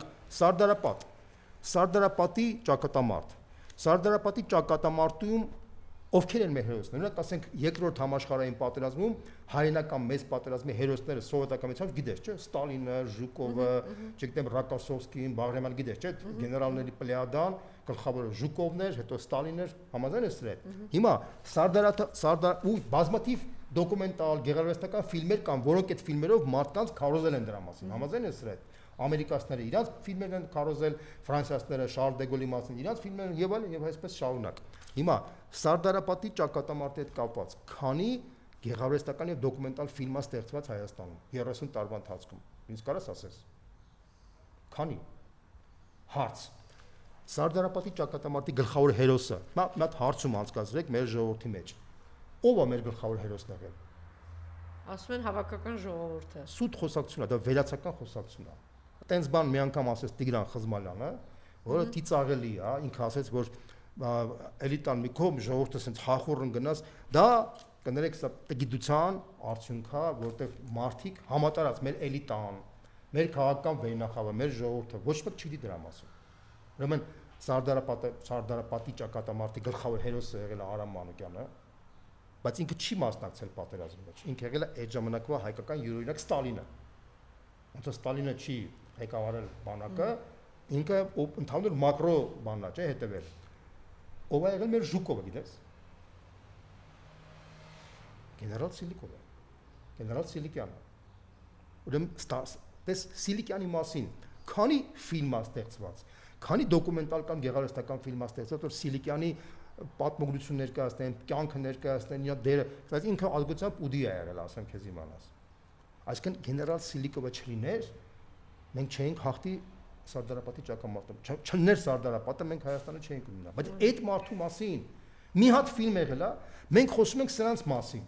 Բայց այն նախկինները գոնե մի ֆիլմ սարքել են դրա մասին։ Միլիարդներ են կուտակել բան, գոնե մի ֆիլմ։ Բայց սովետական միության տարիներն էլ կարելի էր այդ ունենալ, ինչ։ Սովետական միությունը կարող է իրան պետք չէր որ դա ունենալ, բայց անկախ Հայաստանը, տեսեք, անկախ Հայաստանը 30 տարի անկախ Հայաստան ա եղել։ Անկախ Հայաստանի էլիտա կոչեցյալը մտքով չի անցել, որ մի հատ ֆիլմ սարքի գեներալ Սիլիկյանի մասին։ Նկարեցին են։ Լավ, մի հատ հարց տամ, Նժդեի մի կողմ թողնենք։ Երկրորդ հերոսը գեներալ Դրոն, դրամատիկ կայարան։ Հիմա հարց, Դրոյի մասին մի հատ ֆիլմ տեսել ես, դու դեմքը տեսել ես Դրոյի вообще։ Դե երկիր մեդիան փաստավավերագրական ինչ-որ։ Բայց երկիր մեդիան ինչ կապ ունի, դա պետությունը պետք է դա անի, դու հասկանում ես, պետությունը պետք է դա անի։ Դրոն բաշապարանում բանը հսկայական դերակատարություն ացել, որ մենք կարողացել ենք կանգնեցնել թուրքական բանակը։ Ոչ մեկ դրա մասին տեղյակ չի։ Գնդապետ Փիրումյանի մասին դու պատկերացում ունես, Սիլիկյանի տեղակալն է եղել։ Գլխավոր ճակատը Սարդարապատ, մենք ունեցել ենք 3 ճակատ։ Ընդ որում երրորդ ճակատը Ղարաքելիսյան խայտարակ պարտություն են կրել։ Դրամասն էլ ոչ մեկ անալիզ չի անում։ Ինչի ենք մենք անալիզ կարել, ինչի ենք գեներալ Նազարբեկովին թույլ տվել, որ ինքը այնտեղ ղեկավարի, կատեգորիկ սխալ է եղել, որ կատարվի։ Եվ վերջապես կարևոր խնդիրը, ինչի անհրաժեշտ եղավ Սարդարապատ։ Շատ կարևոր է, որ այսօրվա խնդիրներին, տես այս ամենի մասին, տես ինչեւ դա ասում, մեր նախկին ղեկավարները, մեր քաղաքական գործիչները բոլորը շնորհավորում են կենասների բան են գրում Սարդարապետը մենք հերոս հաղթեցինք, բան ջարդեցինք, փշրեցինք, ոչ մի բան արեցինք, բայց բովանդակությունը թե այս ժողովուրդը Սարդարապետում ինչ է ունեցել։ Բոլորը խոսում են բացի հայ ժողովրդից։ Հայկական պատմագրության մեջ մենակ կենասները, իսկ վրացական, բրիտանական, ռուսական պատմագրության մեջ արձանագրում են, ասում են, որ եթե Սարդարապետը չներ, հայ ժողովուրդը կդառնային ասորիների պես ժողովուրդ։ Ասեմ իմանաս։ Ինչու տենց հիմա գանք ինչու տենց ստացվեց, ինչն էր դրա պատճառը։ Հիմա ասեմ, որը շատ շահկապված է այսօրվա իշխանությունների քաղաքականության հետ։ Ուրեմն դուք գիտեք, որ առաջին համաշխարհային պատերազմում կար պատերազմի մեջ մասնակցում էր ռուսական իմպերիան, Օսմանյան Թուրքիան պատերազմի վիճակի մեջ էին։ Բոլորս է գիտենք։ Ուրեմն երբ որ 17 թվականի հոկտեմբերին կատարվեց հոկտեմբերյան հեղաշրջում, բոլշևիկները եկան իշխանության, իրանք հայտարարեցին, որ ուզում են կանգնացնեն պատերազմը, որտեղ ըստ էության իրանք իզուրու չէին։ Ոչ թե իզուրու չէին, ասում էին, որ մենք պետքա իմպերիալիստական պատերազմը կանգնեցնենք, պատերազմը շարունակենք քաղաքացիական պատերազմ սարքենք։ Այսինքն դա բառից բուրի իմաստով հակապետական, հակազգային ուժեր, որ եկավ իշխանության, Ռուսաստանը այդ ժամանակ մի քայլ մոտ էր արդեն մեծ հաղթանակի, այդ հաղթանակը իրանք փաստացի գողացան, բոլշևիկները գողացան։ Դրա համար մինչև հիմա քննարկում են թե այդ բոլշևիկները գերմանական լրտեսներ էին, թե գերմանական լրտեսներ չէին, բայց ինչ հետևանք ունեցավ մեր վրա։ Երբ որ իրանք 1918 թվականի մարտի 3-ին կնքեցին Բրեստ-Լիտովսկի պայմանագիրը այնտեղ, այդ պայմանագրի համաձայն այս տարածքում Ղարսը, Արդաղանը եւ Բաթումը պետքա դուրս գար ռուսական կայսրության բանից եւ փաստացի հանձնել Թուրքիային։ Ինչ եմ ասում փաստացի, պայմանագրով չկար այն խնդիրը, որ պետքա մտներ Թուրքիայի տարածքի մեջ։ Դրանից որ պետքա ինքը դուրս գար Ռուսաստանի տիրապետությունից եւ դա պետքա վերահսկեին թուրքական Օսմանյան կայսրությունը։ Հիմա ուշադրություն։ Ղարսը, Արդաղանը եւ Բաթումը։ Այդ ժամանակ կար Անդրկովկասյան Սեյմ ստեղ։ Անդրկովկասյան Սեյմում հիմնականում 3 ազգեր էին, որ կառավարում են՝ հայերը, վրացիները եւ ադրբեջանցիները։ Մոտարապես թուրքերը, թաթարները տեսեն։ Ոնց ուզում ես անվանի, Անժելա ջան, դա չի կարևորը։ Ախր այս ժողովուրդը միշտ մի բանը ադրբեջանցի թուրքա բանես այդ մանր մակարդակի կներես, ասենք, չգիտեմ, բանի մակարդակի խոսակցությունը թողնենք դուրս։ Թող թաթարները անվանենք, դա չի կարևորը։ 3 ազգեր չեն դեղ կա բանանում։ Հայերն ու վրացիները օբյեկտիվորեն վտանգ էին տեսնում, չէ՞։ Իրանք մերժեցին Բրեստ-Լիտովսկի, որտեվ Բաթումը վրացիները չէին ուզում հանձնեին, Հարստ ու Արդաղանը մենք չէինք ուզում, որ հանձնեին Թուրքիային։ Մենք մերժեցինք, Թուրքիան առաջխաղացում, այսինքն, բայց պատերազմի արդյունքում մենք պարտություն կրեցինք։ Այսինքն պարտություն, այսինքն իրանք ջախտեցին եւ հայկական զորքերին եւ վրացական, որտեղ ռուսական զորքը դուրս էր գնացել, մենք մենակ էինք մնացել։ Այդ ժամանակ Սեյմի ղեկավարը Չխենկելին, փաստացի վարչապետը, վրացի էր։ Ինքը փորձեց սեպարատ պայմանագիր կնքել Թուրքիայի հետ։ Այսինքն Թուրքիա սեպարատը հետեւյալն է, արի մենք Ղարսն ու Արդաղանը հանձնենք ձեզ, բայց Բաթումը փորձեք մեզ տվեք։ Թուրքերը համաձայնվեցին, ինքը գաղտնի բանը հրաման տվեց Ղարսի բանին, կոմենդանտին, գեներալ Նազարբեկովին, հայ, գեներալ Նազարբեկովին, որ դու պետքա Ղարսը հանձնես կարճ ժամանակահատվածում բան այդ զորքն ու բնակչությունը պետքա դուրս բերես քաղաքից։ Ինքը փաստացի առանց հայ նախարարներին բան այդ ինֆորմացիան տրամադրելու, ինքը գաղտնի այդ հրամանագիրը կատարեց եւ ըստ էության Ղարսը մենք հանձնեցինք առանց պատերազմի։ Առանց պատերազմի Չխենկելին խոսքեր տալիս, որ հենց Ղարսը հանձնեցինք, թուրքերը կանգնելու են Արփաչայի կողքել, ոչ մի խնդրեմ չլինի։ Հենց Ղարսը հանձնեցինք, հաջորդը մայիսի 11-ին թուրքերը ասացին, պետք է հանձնեք արդեն բանը Ալեքսանդրոպոլը։ Ինչ որ բան սա հիշեցնում է։ Հիմա ուշադրություն։ Բացեցի մարտի 3-ի Բրեստ-Լիտովսկի պայմանագրի համաձայն Թուրքիան ստորագրել էր դատակ, Ալեքսանդրոպոլը պետք է չլիներ Թուրքիայի մաս։ Ախալքալակն ու Ախացխան Վրաստանի մասը պետք է չլինեին Թուրքիայի մաս։ Հասկանու՞մ եք, չէ՞։ Բայց ինքը բայց տեսավ, որ բայց թուղթը ստորագրելուց անմիջապես ընդամենը մարտի 3-ից մինչև մայիսի 3 ընդամենը 2 ամիս է, չէ՞։ 2 ամիսից ինքը պահանջում էր արդեն Ալեքսանդրոպոլի հանձնումը։ Հասկանում ես, Ալեսանդրոպոլի հանձնումը ոչ մի թղթի մեջ չկար, ոչ մի թղթի մեջ, բայց ինչի դա եղավ, որտեղ ցանկացած խաղաղ պայմանագիր, եթե դու կնքում ես պայմանագիր, բայց պայմանագրի տակը ուժերի բալանս չկա, այսինքն եթե նապաստակը առյուծի այդ պայմանագիրը կնքում, որ իրար պետք է չհարցակվեն, եթե առյուծը տեսնում որ նապաստակը մենակ է, ինքը նապաստակին մանկամից ուտում է առանց պայմանագրի աղտում, ահա թուղթն էլ գցում է դուրս, հասկանում ես, չէ՞։ Հիմա եթե դու պայմանագիր ես կնքում Ադրբեջանի կամ Թուրքիայի հետ, բայց տեսնում են որ դու դաշնակից չունես, այդ թուղթը ստորագրելուց համիջապես հաջորդ օրը քեզ ոչնչացնում է։ Ինչ կատարվեց 18 թվականին, այսինքն մարտի 3-ին ախր այդ անտերը որից հիմա ասում եմ, դե պետք է բացատրեն մեր Հայաստանի նախկին ղեկավարները, նախկին վարչապետները, նախկին քաղաքական ուսակցությունների ջոջերը, ժողովրդին պետք է բացատրեն, բայց իրանք էլ դրա մասին չգիտեն, որ ինչ բացատրեն։ Մենք որ ասում ենք ժողովուրդը վատնա, սրիկայա, բանա, ժողովուրդը վատը չի, ժողովուրդը անտեղյակ է, անգրագետ է, բայց ինչի անգրագետ, որտեվ այս մարդիկ այդ մարդկանց չեն բացատրել դրա մասին, որտեվ իրանք էլ չգիտեն այդ պատմությունը։ Այդ պատմությունը որ իմանային, ժողովուրդն էլ կիմանա։ Պարոն Բոզանյան, ասի պրիմիտիվ բաներ կան, գնացել ես թույլ, չէ, հիմա եթե դու թույլ, կոտրված, առանց դաշնակից գնում ես այն երկերը, որը նկարտումներ ունի, որ քեզ պետք է խժռի։ Հիմա ասենք մի անասուն քպական բացատրում ասում է կպայմանավորվենք, վաղվանից առևտուր կլես։ Այդ դու պետք է առնվազն մի անասուն դուլես, որ դրան հավատաս, չէ։ Բայց մարդը, չէ, չէ, տես չի։ Ժողովուրդները սովորաբար այդ, չէ, նայ, ժողովուրդները դա որպեսի հասկանան, իր մաշկիվրա պիտի տեսնի դա։ Իր մաշկիվրա ժողովուրդը տեսել է։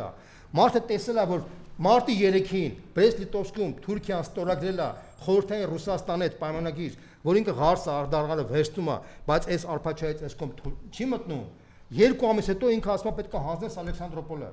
Ալեքսանդրոպոլի հանձնելուց հետո նոր արդեն հայերը տեսնելով, որ արդեն այս մարդկանց համար պայմանագիր է թույլ տա։ Հետո ժողովուրդը հասկացավ դրանից հետո տեսավ։ Հիմա հարևան, հիմա կողքի տարած։ Հիմա շարունակեմ։ Չէ, պարոն Բոզան, դուք ժողովրդին անդադ ուզում եք արդարացնել, ասեք։ Թույլ տու ավարտեմ մի րոպե, էլի։ Ալեքսանդրոպոլի գրավումից հետո նոր Հայաստանի վերնախավ ասեց Ժողովուրդ ջան, այս Թուրքիայի հետ հնարավոր չի պայմանավորել թե մենք չունենք դաշնակից, քանի որ մենք այդ ժամանակ դաշնակից չունենք, ռուսները գնացել էին, ռուսները որ գնում են, պարզվում որ Հայաստանը առանց դաշնակից ամնում, որտեղ գերմանացիները դաշնակից, վրացիները գտան դաշնակից իդեպս Գերմանիայի, Ադրբեջանի դաշնակիցը բնականաբար թուրքերն էին, չէ՞։ Մենք առանց դաշնակից մնացինք։ Միակ տարբերակը մեզ մնացել էր պայքարելը։ Դրա համար միակ, այսինքն այս բանը Սարդարապատը դա այն падգամն է, որ եթե դու մենակ ես մնում, դու դատապարտված ես մենակ պայքարելու։ Եթե դու ուզում ես որ Սարդարապատ չլինի, ուրեմն դու մի հանձնի քո դաշնակցին։ Եթե դու ուզում ես որ չգնաս կռվես, քո երեխաները չմեռնեն, ուրեմն դու մի փնովի քո դաշնակցին, քո դաշնակիցը թող գա քեզ պաշտպանի համատեղ։ Եթե դու դաշնակցին փնովում ես, համել ուզում ես որ երեխան բանակից ազատի որ փախնես դուրս, ուրեմն դու սրիկա ես, դու իրան չունես ես երկրում ապրես։ Սա է խնդիրը։ Ո՞վ է դաշնակիցը, ասեք։ Հիմա դուք դաշնակից եք ասում, բառը հաջորդ չեք ասում, ինքը պետք է մտածի դաշնակիցը թուրքն է։ Այս տարածքում կա պոտենցիալ 2 դաշնակից, որը գետնի վրա կարա Հայաստանին պաշտպանի։ Դա մեկը Ռուսաստանն է, մյուսը Իրանն է, ուրիշ դաշնակից չի կարող լինի։ Ֆրանսիան, որի հանդեպ է շատ դրական են վերաբերվում, բան, ինքը կարա մեզ պաշտպանի բացառապես դիվանագիտական հարթակներում, բարոյական հարթակներում, չգիտեմ, տարբեր տիպի այդ տիպի հարթակներում, ոչ զենքով։ Ինչի ոչ զենքով, որտեվ եթե ցանկացած հայ, եթե բան աշխարհագրություն տիրապետում է, Հայաստանը տեսնում է, Հայաստանը շրջապատված է 4 երկրով՝ Ադրբեջանով, Թուրքիայով, Պարսկաստանով եւ Վրաստանով։ Ուրեմն եթե Ֆրանսիան ուզենա Հայաստան զենք ուղարկի, լուրջ մակարդակի զենք մատակարարի, ինքը պետք է մատակարարի կամ Թուրքիայի տարածքով, որը Թուրքիան թույլ չի տա, կամ Ադրբեջանի տարածքով, որը թույլ չի տա, կամ Իրանի տարածքով, որը Իրանի հետ շատ վատ հարաբերություններ ունի, Ֆրանսիան դա բացառված է։ Մնում է մենակ Վրաստանը։ Վրաստանը մեր կոնյակները թույլ չի տալիս որ մենք Ռուսաստան նկատենք։ Ելույթ մնացինք ֆրանսիական բանը զենքը թույլ տա որ մենք մտնենք ստեղ։ Հասկանալի է պատերազմի ժամանակ էս տեսեք ինչ եղավ։ Այսինքն դա տրամաբանական է, պետք չի մեղադրել այդ երկրները։ Այդ երկիրը վախենում է, այդ երկիրը չի ուզում հակադրվի Թուրքիայի եւ Ադրբեջանի հետ։ Այդ երկիրը ասում է ես ուզում եմ չեզոք մնամ, որտեվ եթե հանգարց ես համաձայնվեմ Հայաստանին աջակցեմ, չգիտեմ, ֆրանսիական, ամերիկյան զորք գա, Թուրքիան, Ադրբեջանը մեզ կհանվի թշնամի, ես չեմ ուզում թշնամի դառնալ։ Տրամաբանական է, այսինքն փաստացի կներես Այսինքն Հայաստանը կամ պետք է մնա առանց դաշնակցի, կամ իր դաշնակիցը կարող լինի Ռուսաստանը եւ Իրանը։ Ուրիշ դաշնակից Հայաստանը չի կարող ունենա։ Ով որ այս գաղափարը չի, բայց այս գաղափարը դու պետք է մարդկանց բացատրես։ Այս գաղափարը պետք է ամենօրյա ռեժիմով բացատրվի։ Հարց եմ տալիս, ով է բացատրել ժողովրդին այսքան։ Բացառությամբ ասենք օրինակ Մայր Հայաստանը բացատրում է, Անդրանիկ Թևանյանը բացատրում է, չգիտեմ, Ռոբերտ Քոչյանը հարցազրույց տալիս ասում է, բայց Այս շատ քիչ մարդիկ են դրա մասին ցենց խոսում։ Մեծ մասը ազգային ազատագրական ոտանավորներ են ասում, մենք կգանք, բան, Չինգիզ խան են աշխատում, հասկանում ես բոլորը։ Այս հայտարարությունը, որ ինքը անում է խորհրդային միության գոյության գրեթե ողջ ընթացքում առաջին հանրապետության թիրախավորվեց որպես ճարիք եւ այլն, էլի այս հայտարարությամբ համաձայն չեք, որ Նիկոլի խնդիրը մեկ անգամ եւս մեր ժողովրդին լարել սովետական միության դեմ, առաջին լարել Ռուսաստանի Դաշնության դեմ։ Այս մարդը հետապնդում է այս մարդը Նիկոլը ինչ նպատակ է հետապնդում։ Ասեմ, ինքը իր իշխանությունը ուզում է փրկի։ Ինքը ինչ շատ լավ հասկանում է, որ ինքը Ղարաբաղը հանձնելով ոչ միայն մեծ վնասատվել նաև հայ ժողովրդին, այլ նաև վնասատվել նաև Ռուսաստանին։ Շատ մեծ վնասատվել, որովհետև Ռուսաստանը Ղարաբաղով կարողանում էր ազդել Ադրբեջանի վրա, հիմա այդ ազդեցության գործիքը վերացել է իր մոտ, ինքը շատ լավ դրա մասին գիտի։ Հիմա քանի որ գիտի, ինքը վախենում է Ռուսաստանի ազդեցությունից։ Դա համար ինքը անընդհատ ուզում է, որ մեր ժողովրդի մեջ սերմանի հակառուսական տրամադրություններ։ Այդ մարդու երաշիկն է, իշխանության պահպանումը երաշիկն է։ Էգզիստենցիալ բան է։ Հայտի միանշանակ է, իր համար դա կարևոր խնդիր է։ Դա համար ինքը ամեն ինչ ինքը չէ հասկանում, որ ասում է թե իրական Հայաստան, այդ իրական Հայաստան, որ ասում է, նկատի ունի 29000, այդ 29000 քառակուսի կիլոմետր Հայաստանը տարածքը խորհրդային միությունը նվիրել է հայ ժողովրդին, որտեղ եթե չլներ, մենք կնքել էինք արդեն 20 թվականին Ալեքսանդրոպոլի խայտարակ պայմանագիր, որով մենք 9000 քառակուսի կիլոմետր տարածք պետք է ունենայինք, 9000, դա ռեզերվացիա էր փաստացի։ Ընդ որում ժամանակավոր, դա շատ կարճ մի քանի ամիս հետո թուրքերը վերացնելու են նաև այդ տարածքն են վերացնելու։ Սա է ամենակարևոր խնդիրը։ Հիմա ես չեմ ուզում խոսեմ բարոյականության ինչ-որ մեծ բարձր արժեքների մասին, որտեղ բարոյականության արժեքները չկան այստեղ։ Այս մարդը պարզապես իր իշխանությունը ուզում է փրկի, իր իշխանությունը վախերի մեջ ապրում, ինքը հասկանում է, որ ինքը մեծ վնասներ է տվել ոչ միայն հայ ժողովրդին, այլ նաև Ռուսաստանին, ինքը ամեն կերպ փորձում է ժողովրդի մեջ սերմազնի հակառուսական տրամադրություններ, որպեսզի դրանով ինքը գոյատևի իր իշխանությունը։ Այն մարդիկ, որոնք Ռուսաստանին փնովում են, բայց նաև Նիկոլ Փաշինյանն են փնովում։ Դա էլ է նորմալ իր համար։ Այդ մարդիկ մեկը լատենտային նիկոլականներ են, ասենց ասեմ, որտեղ այդ մարդիկ իրականում որ տենց խոսում են, այդ մարդիկ ռացիոնալ մտածողություն չունեն։ Ես կարամ բազմաթիվ հարցերում նեղանալ Ռուսաստանից։ Միանշանակ Ռուսաստանը տենց չի, որ Հայաստանի շահերով պետք է 100%-ով աշխատի։ Տենց բան չկա բնության մեջ։ Ամեն երկիր իր շահերով է զբաղվում։ Ռուսաստանը իր շահերն է հետապնդում։ Մենք պետք է մեր շահերը հետապնդենք։ Ռուսաստանը ունի այդտեղ բազմաթիվ տարբեր շահեր։ Հիմա երբ որ Ալենը հայտարարում է, ասում է, որ հայտարարում է, ասում է հենց խաղաղության, տեսեք արդեն իրենք ընտրությունների կոնկրետ թեզերը առաջ են բերել, ինչ թեզերով են առաջնորդվելու։ Ասում է, հենց խաղաղության պայմանագիրը կնքենք, իդեպ Նիկոլն ամեն ինչ անում է, Էրդողան հոպարին խնդրում է, ասում է համոզիչ է, Ալիևի, որ այս թղթով ես գնամ ընտրության նորից մնամ, հետո դրան դիտը ոնց որ այն ժամանակ տվեցի, մնացած տարածքները կտամ ձեզ։ Նիկոլ Ալենը դա բոլորը գիտեն արդեն դրա մասին։ Ոչ մեկ էլ չգիտի։ Ալենը ասում է, էլի ուրախանում է ոգեորեն։ Հիմա Ալենը որ կանգնում ասում է, հենց այս խաղաղության պայմանագիրը կնքենք, այ դրանից հետո 5 րոպե հետո առևտուր ալնելու, լավ ալնելու։ Հիմա Ալենը պիղծ անբարոյական ծնունդ է թե տգետ է։ Հիմա նայեք, հիմա ասեմ, նախ եւ առաջ ինքը տգետ է, Ալենը տգետ է, արի անձնական վիրավորությունները մի կողմ թողնենք։ Ես մարա տգետը հարց եմ տալիս, տգիտության հետևանքը ասում է 5 րոպե հետո կլինի։ Առարկայական խոսանք, ինչի է նախ Ալենը տես բան ասում։ Նախ սկսենք խոսել բովանդակության մաս, հետո ասենք ինչի է դա ասում։ Բովանդակությունը Ուրեմն հայերն ու ադրբեջանցիները վաղտոյեշ պետք է բարոշեն, որտեղ հարևան երկրներ են, բան բնակը, բայց խորհրդային միությունը որ ստեղծվեց 20 թվականին, հիշում եք 22 թվականին որ խորհրդային միությունը ստեղծվեց Անդրկովկասյան սոցիալիստական ֆեդերացիա։ Գիտեք ինչի տենց ստեղծվեց։ Հայաստանը, Ադրբեջանը, Վրաստանը մեկ միասնական ֆեդերացիա ստանան։ Սկզբնական։ Գիտեք ինչն էր պատճառը։ Ինչի խորհրդային միությունը որոշեց, որ պետք է այդ երեք հանրապետությունը, որովհետև հայտարարեց, որ քանի որ կա դարավոր թշնամանք հայերի եւ ադրբեջանցիների միջեւ, որպես այդ թշնամակը կամած վերացվի, մենք պետք է Հայաստանը, Ադրբեջանը եւ Վրաստանը մեկ միասնական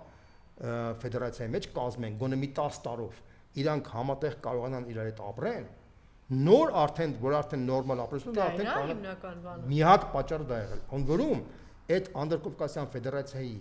բանը ղեկավարները հիմնականում լինում էին վրացիներ։ Ինչի վրացիներ։ Որովհետև հայ եւ վրացի, հայ եւ ադրբեջանցու հետ կարողանա երկուս հետ լեզու գտնի, շատ պարզ։ 10 տարվա մեջ 10 տարի տևեց, որպեսզի հայերն ու ադրբեջանցիները կամած իրենց հարաբերությունները կարգավորվեն, որից հետո արդեն 37 թվականին, 38 թվականին, արդեն 36 թվականին կարծեմ ձևավորվեց Հայաստան,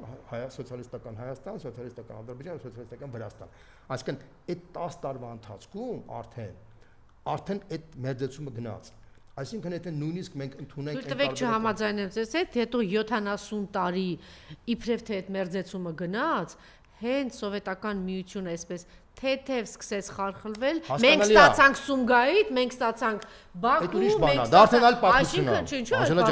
այսինքն մեկը դա անգամ 70 տարին, այդպես ինտերնացիոնալ բան երկիր էր, մենք եղբայրական ժողովուրդներ ենք, անգամ սովետական այդ 70 նկատում եմ որ նկատում եմ որ մինչև Սա գիտություն, որ իրանց թվում է, այստեղ հիմարին թվում է թե 5 րոպե հետո առևտուր են կանելու ադրբեջանցիների հետ։ Անժելա ջան, ես ասում եմ հետեւյալ տարբերակը, որ մինչև Սումգայիթը նույնիսկ այդ բանով 10 տարի պետք էր որ այդ մերձեցումը գնար։ Հիմա եթե նույնիսկ վաղը պատկերացնենք հիպոթետիկ պատկերացնենք։ Դա գետ է, էլի, հիմա տղա ջան, դու ավարտած դա գետ ես։ Հիմա բացատրեմ թե ինչա դա ասում։ Տեսեք ուշադրություն դարձրեք հետեւյալին։ Ալիևը արդեն բերում է նոր նախապայման։ Հա, ժողովուրդ ադրբեջանցիների պետք է վերադառնա։ Ուշադրություն դարձրեք հետեւյալի վրա։ Ադրբեջանը ինչ է ասում Ալիևը։ Ալիևը չի ասում որ ես տարածքային պահանջ ունեմ Հայաստանի նկատմամբ։ Ինքը ասում է ադրբեջանցիները պետք է վերադառնան Հայաստան։ Հետո վերջում ինքը հայտարարում է որ այս Հայաստանը մեծ հաշվով ինքը արևմտյան Ադրբեջանա դառնալու։ Հիմա նայեք Ալեն Սիմոնյանը չի ասում որ մենք Նիկոլ Փաշինյանը հայտարարում է մենք թույլ չենք տա որ Հայաստանը լինի արևմտյան Ադրբեջան, չէ՞։ Բայց Ալիևը այդպես բան չի ասում։ Ալիևը պետք է վերադառնան։ Ալեն Սիմոնյանը ասում է այո մենք հենց պայմանագիրը կնքենք, ոնց որ ասում են այդ այդ Մինսկի խումբը կլուծարենք, տենց էլ ասում է ադրբեջանցիները կարող վերադառնան Հայաստան, այսինքն ինքը ակնարկում է, մեսիջ աղարկում, ասում է դուք թուղթ տվեք մեզ, որ մենք կարողանանք վերարտադրվենք։ Թուղթը ստորագրությունից հետո մենք ադրբեջանցիների կբերես, էլ կանես, էլ պիղծ տական։ Իրականում այս մարդիկ իրանց կարմիր գիծը իրանց իշխանությունը պահելն է։ Իրանք գիտեն որ իրանք իշխանությունը կորցրեցին դա իրանց համար կատաստրոֆա է։ Բայց իրանց թուրքերը հետո մորթելու են, չէ՞ պատմություն եթե գիտեն։ Իրանք Անժելա ջան, ախր ինչ ես խոսում, ախր ինչ թուրքեր, ինչ մորթել։ Այս մարդիկ մտածում են ոնց անեն որ փրկվեն այս ժողովրդից, այս ժողովուրդը շատ ուժեղ վրթոված է, կա 90%-ը մերժում է։ Այսինքն այս ժողովրդից փրկվելու մասին մտածում են, թուրքերից փրկվելու մասին չեն մտածում։ Թուրքերից ծայրահեղ բանի մեջ ի՞նչ է նշանակում։ Անժելա ջան, թուրքերից Ինչ է նշանակում։ Թուրքերից խնդրեմ չկա, թուրքերից ինչ փրկվելու խնդիր կա։ Թուրքերից իրանք կոնկրետ անձամբ իրանք թուրքերից ինչ խնդրեմ ունեն խնդիրներ։ Եթե նույնիսկ ադրբեջանցիները գան ստեղ, ինչ պետք է լինի։ Արայիկ Հարությունյանը որոշակի հարաբերություններ հաստատել, փրկվեց Արայիկ Հարությունյանը։ Ինչ արեցին Արայիկը։ Ախր մենք խառնում ենք, ախր տարբեր բաներ իրար մենք խառնում ենք։ Այս մարդիկ Թուրքիայից չեն վախենում։ Այս մարդիկ Թուրքիայից չեն վախենում։ Ես ուղղակի հուշում եմ, որ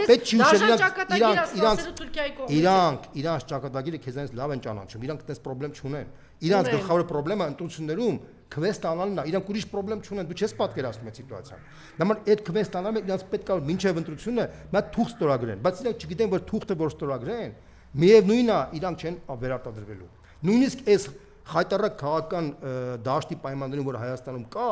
որտեղ չգիտեմ ինչով են զբաղված։ Մեկը իրանք չեն վերադառնում, որտեղ հասարակությունը արդեն պահանջ է դրել այս մարդկանց հեռացնելու։ Այդ խայտարակ պայմանները որ կա, բոլոր ուժերը նպաստում են, որ այդ խայտարակ պայմանները շարունակվի։ Չեմ ուզում քո այդ վիճեմ այդ հարցի շուրջ, բայց մի բան կարամ ասեմ, այս խայտարակ վիճակը որ երկար մնաց, մի պահ գալու է, ժողովուրդ ասելա գնացեք վռնդվեք, բաշը դուք բաբշե մեզ ոչ մեկին հետաքրքիր չեք, մեզ նոր քաղաքական ուժեր են պետք, որտեղ ժողովուրդը օգնել է, ժողովուրդը ուզում է այս մարդկանց վռնդի։ Չէ՞ թե մի հատ հարց ամենում հասցնելու են, թե չէ։ Այո, հասցնեն, որտեղ մի բան ասեմ ես։ Անկախ ամեն ինչից,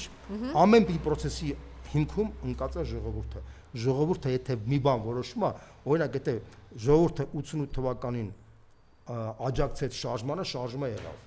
Բարձ անկեղծ բան եմ ասում։ Ժողովուրդը որ մի բան որոշեց կլինի, այս շատ կարևոր մոմենտ է։ Հիմա ժողովուրդը, օրինակ 18 թվականին ժողովուրդը որոշեց ուզում է փոխի իշխանությունը եղավ։ Այն ժամանակ եւ Բարգավաճը գնաց, սկսեց քզնել ժողովրդին եւ Դաշնակցությունը գնաց քզնել, սաղ մտել է նույնիսկ հանրապետականը կոտրվեց գնաց։ Ինչի որտեվ ժողովրդի ճնշումը ամենաուժեղն էր։ Հիմա ժողովուրդը այս նույն ճնշմամբ ինքը վռնդելու է իշխանությանը, ոնց որ 18 թվականին եղավ, նույնը կատարվել է իրանց հետ։ Դա ես 100% եմ ասում։ Ինչի չկայացավ այն նախորդ 2-3 անգամ ինքնաբուխ,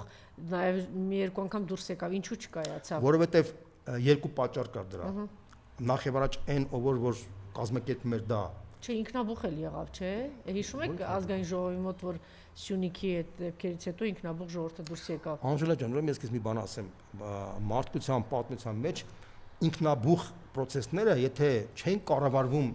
որոշակի էլիտայի կողմից, գոնե առնվազն որոշակի միանշանակ 18 թվականին ինքնաբուխ process գնաց, Բայց այդ ինքնաբուխը միանգամից մեկ էլ հեծվեց եւ Փաշինյանի թիմը կառավարեց։ Եթե այդ Փաշինյանի թիմը չկարողար, այդ ինքնաբուխը կմարեր։ 100% բան եմ ասում ես քեզ։ Ինքնաբուխը երկար ժամանակ չի դնում։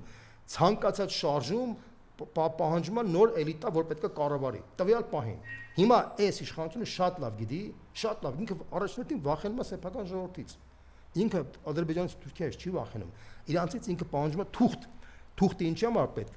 Թուղթը պետք է նրա համար, որպեսզի թղթով ինքը երաշխիք ստանա ժողովրդից։ Լավ, մի ուրիշ հարցամ ձեր կարծիքը հետաքրքիր է։ Տեսեք, ինքը շատ լավ հասկանում է, որ դուք հիմա շատ ճիշտ գծի վրա եք, որ սոցիալական հարցերը ինչքան կարևոր է, որտեղ մարդը հացի խնդիր ունի, ապրելու խնդիր ունի, ինչը անտեսվում է մեր ընդդիմության կողմից, ասեն սոցիալական խնդիրը չենք, ասեմ քեզ։ Չէ, տենց սխալ է տենց ձևակերպել, որ մենակ սոցիալական, հա։ Իմաստեմ ասում։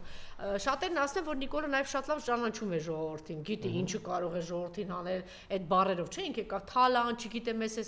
Հիմա ինքը խթանում է, որ այս միլիարդերները, այս օլիգարխները ոչ միայն առաջին պլանում են, այս լկտիությունը բերեմ, բայց ինքը չի հասկանում, որ ժողովրդի մեջ սա կարող է, չգիտեմ ինչ հասկանում է, հիմա քանի որ ինքը հասկանում է,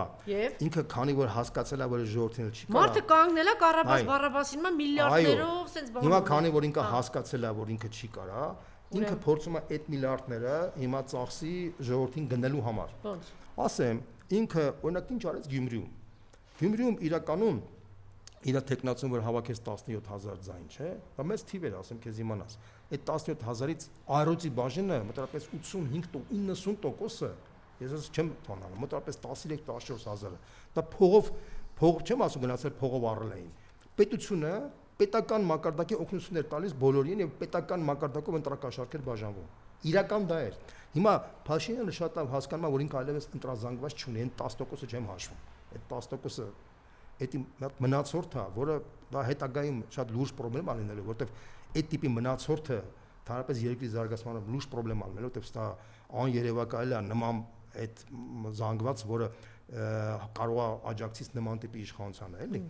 Հա, ինքը շատ լավ հասկանում է, որ ինքը պետք է փողով առնի։ Ինքը փողով առնելու մի մեծ փող է, մեծ ռեսուրսներ են պետք։ Հասկանում ես։ Մեծ ռեսուրսները պետք են մարդիկ, որոնք պետք է փողը վճարեն։ Հիմա այդ մարդիկ, այդ միլիարդատերները, որ կան, իր կողքը կան, չէ՞։ Այդ միլիարդատերերը հասկանում են, որ եթե հանգարց Փաշինյանի իշխանությունը ավարտվեց, այդ միլիարդատերները, այդ օլիգարխները կա խնդրեմ ունենա, 100% խնդրեմ ունենալու։ Որտեղ ի տարբերություն, օրինակ իմ ասում, նույնիսկ Լեֆիկ Սամոյի,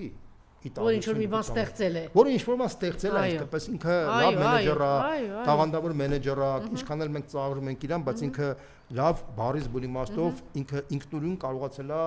0-ից դառնա Սամվել Ալեքսանյան, sense դեպա ես իրան չեմ ուզում շատ նենց բան անեմ, բայց հանուն արդարացիության պետք է ասեմ, որ ինքը այնուամենայնիվ ինքը 0-ից իր սեփական քարտինքով գնացել է, օգտվել է տարբեր իշխանություններից, առաջին նախագահի, երկրորդ նախագահի, երրորդ նախագահի, սաղ այդ փորձել է սիլիբլի անելով իրան բարձրացնել, հարցնել։ Այս մարդիկ իրանք օդից օլիգարխներ են, օդից, ասենք զվարճալի խաղերի վրա փող բռնելը, այդ ինչ մի գործ է։ Էդի փաստացի օդից փող ան, որը միլիարդներ, հասկանում ես։ Իր աբարոտը հասնում է մինչև տարեկան $10 միլիարդ։ Այսինքն 10 միլիարդից եթե